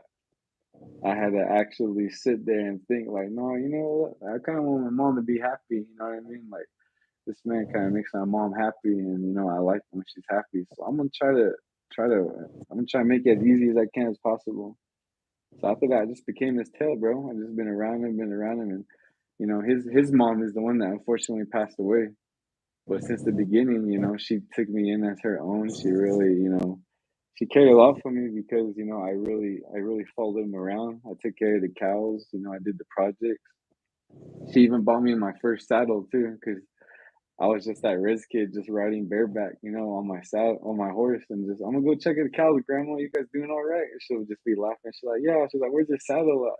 And I'd be like, oh, my dad's saddle's too big, so I couldn't put my feet in the stirrups. And so I do that, multiple summers, and she knew what I was about. She knew this kid's not gonna go anywhere, and she got me a saddle, bro. I'll never forget that. That's cool. But yeah, you'll be Damn. amazed, man. You'll be amazed all these stories, all this stuff that we can learn from all the trial and hardships, bro. That's insane. 20 plus years being together. 20 years, bro. That Not many must have people can been. do that, bro. Nope, not at all. And like the thing I about give. it, that's insane too, is like I remember when we were living in teachers' housing, because remember I told you my mom's a teacher. And so we were living in teachers' housing in Tallahassee. So when you're teachers' housing, you don't even own the place. You're just paying rent, You're just paying rent. And then, Yeah. but then to see that spot, it was just literally all dirt. And then they bought the double wide, and then they put the double wide truck. They took it there, and then the trailer was literally just there, and everything around there was nothing. And now one of these days I gotta take you on a little tour of that spot, because now there's a koi fish pond, there's a nice fence up, there's an arena up, there's a barn up, there's all of this stuff, bro. There's a garage that me and my pops worked on, there's an addition that we worked on, and literally it was just a double wide, and we built on a family room, and we built on a garage, and we built on a big old porch with a smaller deck, and it's like a whole thing now. I used to bring my friends over in high school, and they just think I had it good. But in reality, they don't know I worked for it too. They used to be pissed off when Man. they'd come over, and I tell them, "Hey, don't be wearing your Jordans. Don't be wearing your good basketball shoes." I said, wear some boots or wear something that you might get dirty. Your red shoes. And they're like, "Why?" First couple of times they learned why, because they showed up wearing good shoes, and like I had to shovel horse shit. That was part of my chores every day, every evening. So, I'd take him down there, and then they'd always step in some horse shit, bro. It was funny. So your res problems, bro. So uh, all my friends that really know me, my day one, they already knew I had a work ethic even back then. Whether I was out there shoveling horse shit, or whether I was on the basketball court, going to crappy 5 a.m. practices, getting yelled at by a coach, that wasn't going to stop me from being great. I was still going to show up, no matter how much it sucked. I just got a crazy work ethic. I really enjoy putting that's my mentality and my body on the line to see how much I can really take. That's just me. It's just the res dog in me. hell yeah. Yeah, bro. That's cool, man. And I could tell that a lot of that stuff is already like shaped the way you are as a person right now from since you were a little kid. And I'm glad that you saw a good relationship example when you were growing up, because not a lot of guys, not a lot of Navajo men are able to see something like that. Yeah, And that's why especially I try to do that same thing with me and my girl. Every time I'm like with my girl around like my little cousins, I try to show them without telling them, like how you talk to your girl, or how do you do this and that, like how do you respect one another? Because like I said, I don't really, like being around people from the red is not too common. So, I like to think that my little sister or my little brothers are picking it up. So, like obviously you can't tell them when or when not to be in a relationship, but when they are, I'm teaching them how to act and just how to break the cycle too. Yeah, it's difficult, man. Unfortunately, all the ones that I've been in haven't been so great. You know what I'm saying? So maybe sometime in the future again, whenever I'm ready, might be the one. LOG, burn some sage for your boy. Hell yeah, bro. You already know. Day and night, bro. Listen, sage. We'll use some mountain smoke. We'll do everything, bro. Whole 9 yards. We'll have a whole whole sweat lodge ceremony for you if you need, Uh, bro. You gotta come face to face with these demons in order to get over with them, bro. You'll be good. Shit. I don't know about. I don't know, man. Nah, life. Whenever. Life's one big ceremony, dog. That's what I kind of learned from this book that I read in school. Life's one ceremony, bro. Take it as a ceremony. Shit, I Don't never forget. been in a ceremony. Oh, really? Well, just don't forget to breathe. I'm just kidding. Just don't forget to breathe. You'll be good. That's some wise ass words right there. Yeah, bro. Shit. Sometimes whenever you get like bad news or whenever you're going through these moments in your life and you feel like you're getting massive anxiety and you're just like, oh shit, like you're just kind of tripping out. A lot of people forget they're not breathing. That's kind of what I noticed. I was like, damn, gotta breathe, Life's bro. a Breathe, drink water. life's a ceremony. Don't forget to breathe. Exactly, bro. There's It's a kind of shirt like, right there. have you seen Young Guns? Yeah, Remember when they take the peyote, bro? yeah. Remember Chavez is all painted and he was all showing them the way. That's what my cousins always reference me as, bro. They reference me as Chavez. It's funny, bro. Yo, you know who Charlie is on Young Guns? Um, Charlie Sheen? No, no, no, no, no. No, His I name don't is remember Charlie which in the one's movie. Charlie. I don't remember which one he was. Imagine Lefty in your head. Which one of those Young Guns look like Lefty? It's funny, bro. What? Do you have something to Google Young Guns real quick? Oh no, not no. Let's see. Yeah, go check it out. Everybody who was on the live, go Google Young Guns and tell me which one of those Young Guns reminds you of my boy Lefty. You're gonna trip out. Oh shit, I ain't got nothing to Google on, bro. I gotta check it out later though. Oh, okay. Yeah, let me know when you check it out. You'll know what I'm talking about. This is funny, I bro. even I even told Lefty I was saying, I said, dude, which one looks like you? And I showed him, and then he pointed at the one who looks like him. This is funny. I'm telling Uh, you, Lefty kind of looks like a reservation Elvis, bro. I don't know why I was thinking that. I think it was like remember he has like that one curl on his hair, or because like his hair is kind yeah. of long and it was all curling that one day and it was just like all hanging out right here, and I was like, oh shit, this fool kind of looks like Elvis. He's just all working for your business. Yeah. Lefty's all sorts of peoples. Elvis, Charlie. He's the only Mexican on my crew. Speaking of Lefty, that dude's funny, man. That dude always has something to say. I can't believe he's not a vlogger. He's just Lefty. That's true. What time is it, bro? Well, 150. It's time to God go to sleep, damn. man. For sure, Three man. I gotta hop hours. off, man. You gotta do a 24-hour vlog one day, bro. Fuck. You gotta give like you gotta give all these YouTubers like a certain slot, like 2 hour slots, so that way they can get off and then something else gets on. The only reason why I'm up so late is because I got so much shit on my mind. That's why I'm up. But if I'm good, I'll just fucking go to sleep. So, I don't bro. stay up this late all the time, though. You know? Damn, bro, I be staying up this late all the time because I'm on the night shift on the weekends, so like my whole schedule's messed up, bro. So it's like during the Damn. weekdays when I'm off, like naturally my clock is just kind of like I'm awake in the nighttime and I crash out to like 2 sometime, bro. See, I love to sleep, dude. I know how important my sleep is, but when I'm under like pressure or something, or when I'm stressing out, that's when I can't sleep. And I take those little Z pills, those Yeah, purple bro. ones. and they help me sleep. They help me sleep for a couple hours, but then I wake up later on, and I can't go back to sleep. Have you ever But had I, mouth smoke? yeah, I have Try mounts. try I have been to ceremonies too. I was just fucking try that around. mouth smoke, bro. Put you to bed. Yeah, There's certain go to Pino's. You ever been to Pino's? nah. Go to Pino's and Gallup and go look for some mouth smoke. Whatever mouth smoke you got on hand should work now. But I mean, like specifically, if you want to go to Pino's, they got all of these different specific mouth smokes, and they'll tell you like what it's for. Sometimes at the flea market too, they'll have people selling different mouth smokes, and some of them will be like for headaches, some of them will be like for joint aches, or some of them will be like for sleeping problems. Heartaches. Probably one of those too, bro. I wouldn't count it out. I'm pretty sure somebody out there has requested that already. Heartaches. I'm gonna fucking smoke that. I'm gonna crush it up and sniff that. I'm gonna fucking boil it and then inject that. Everybody's gonna be all looking at you like, you smell like a heartache. Smell like you're hurting. What's wrong? Put it in my veins right here. I can't get this shit out. Do it, bro. Oh, that's funny.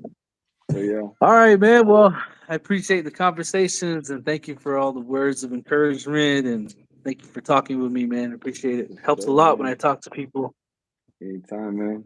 Anytime. And I know I'm not the only one going through some shit. I'm pretty sure everybody else is too. So I'm pretty sure that this live helps out a lot of people too. You know. Yeah, this is what I want to do on my podcast, my future podcast, bro. I kind of just want to talk about just, I don't know, be well rounded on the podcast, talk about a little bit of everything, talk people through whatever, maybe even take some call-ins and I'll just be like, yo, what's up? How can I help? Like some reservation Dr. Phil sort of shit, you know? Yeah, Doctor Freaking, Reds. freaking Shane Anderson calls me Che, bro. It's funny because I sit back with the interviews and I think it's because I'm so wise or something like that, but he calls me Che. I think it's funny, bro. Wise. The wise LOG. Right?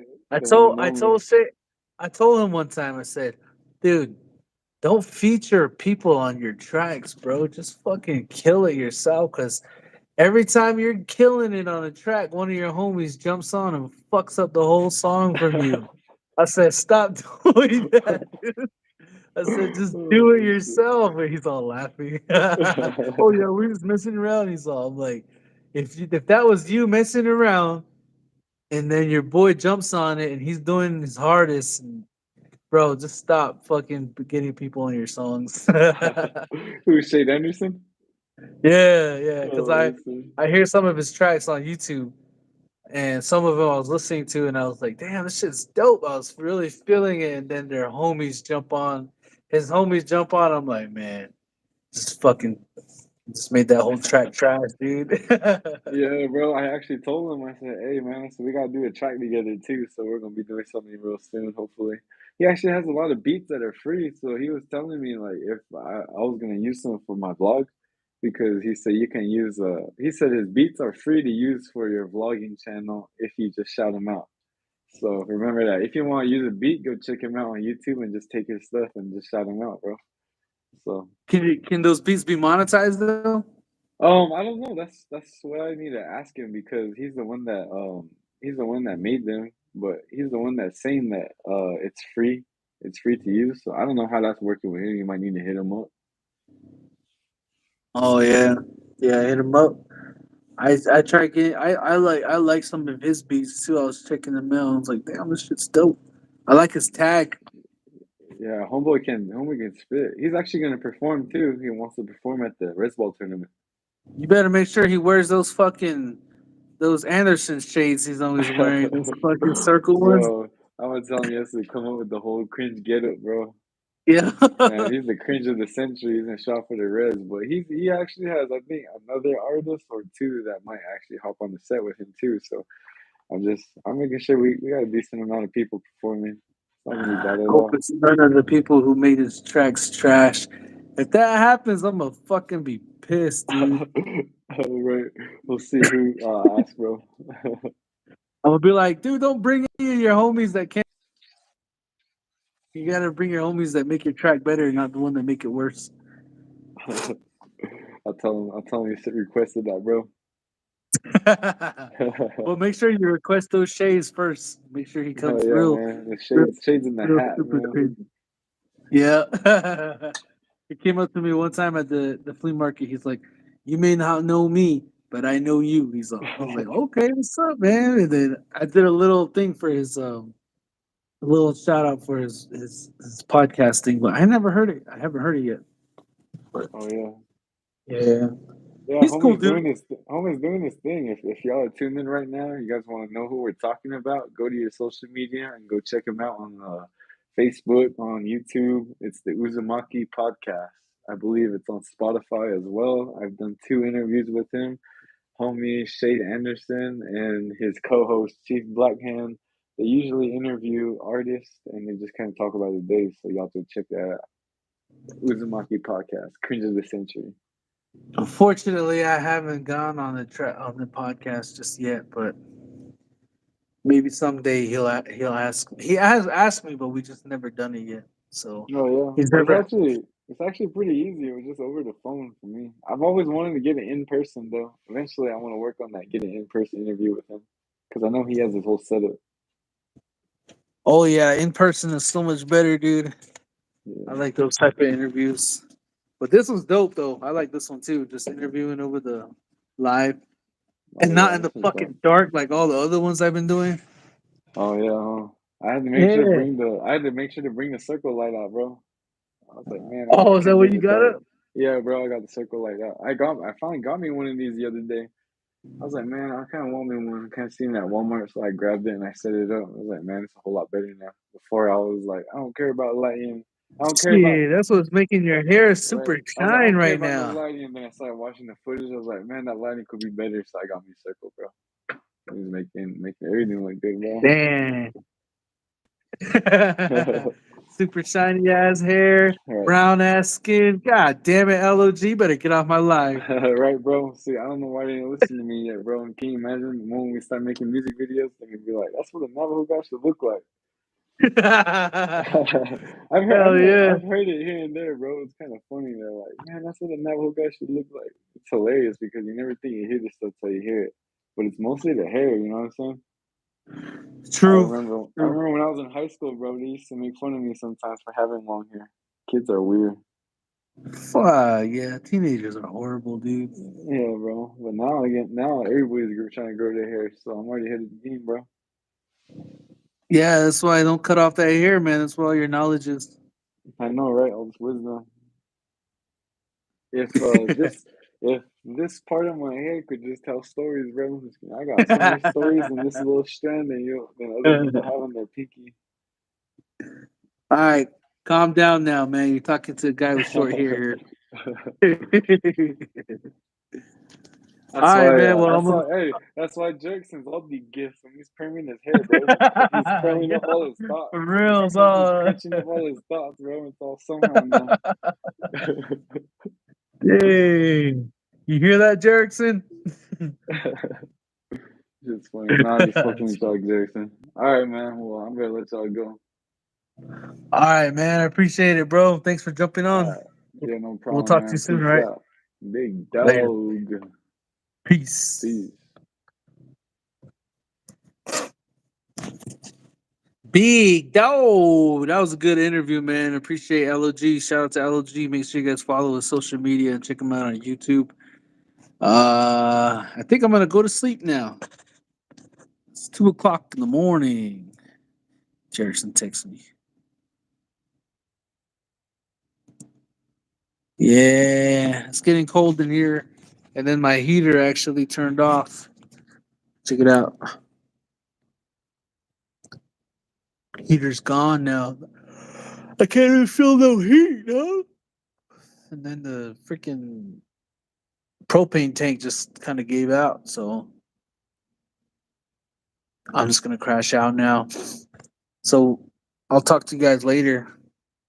Thanks for jumping on the live and uh,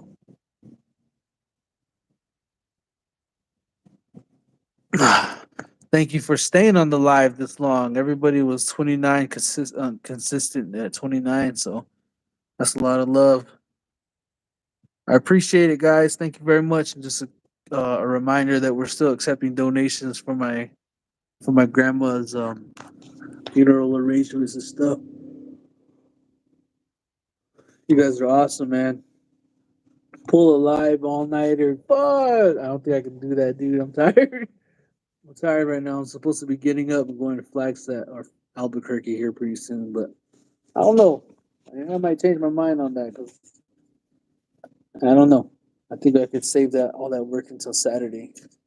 So yeah. All right then. Well, I'll talk to you guys later. Okay. Have a good night. Take care. Peace out.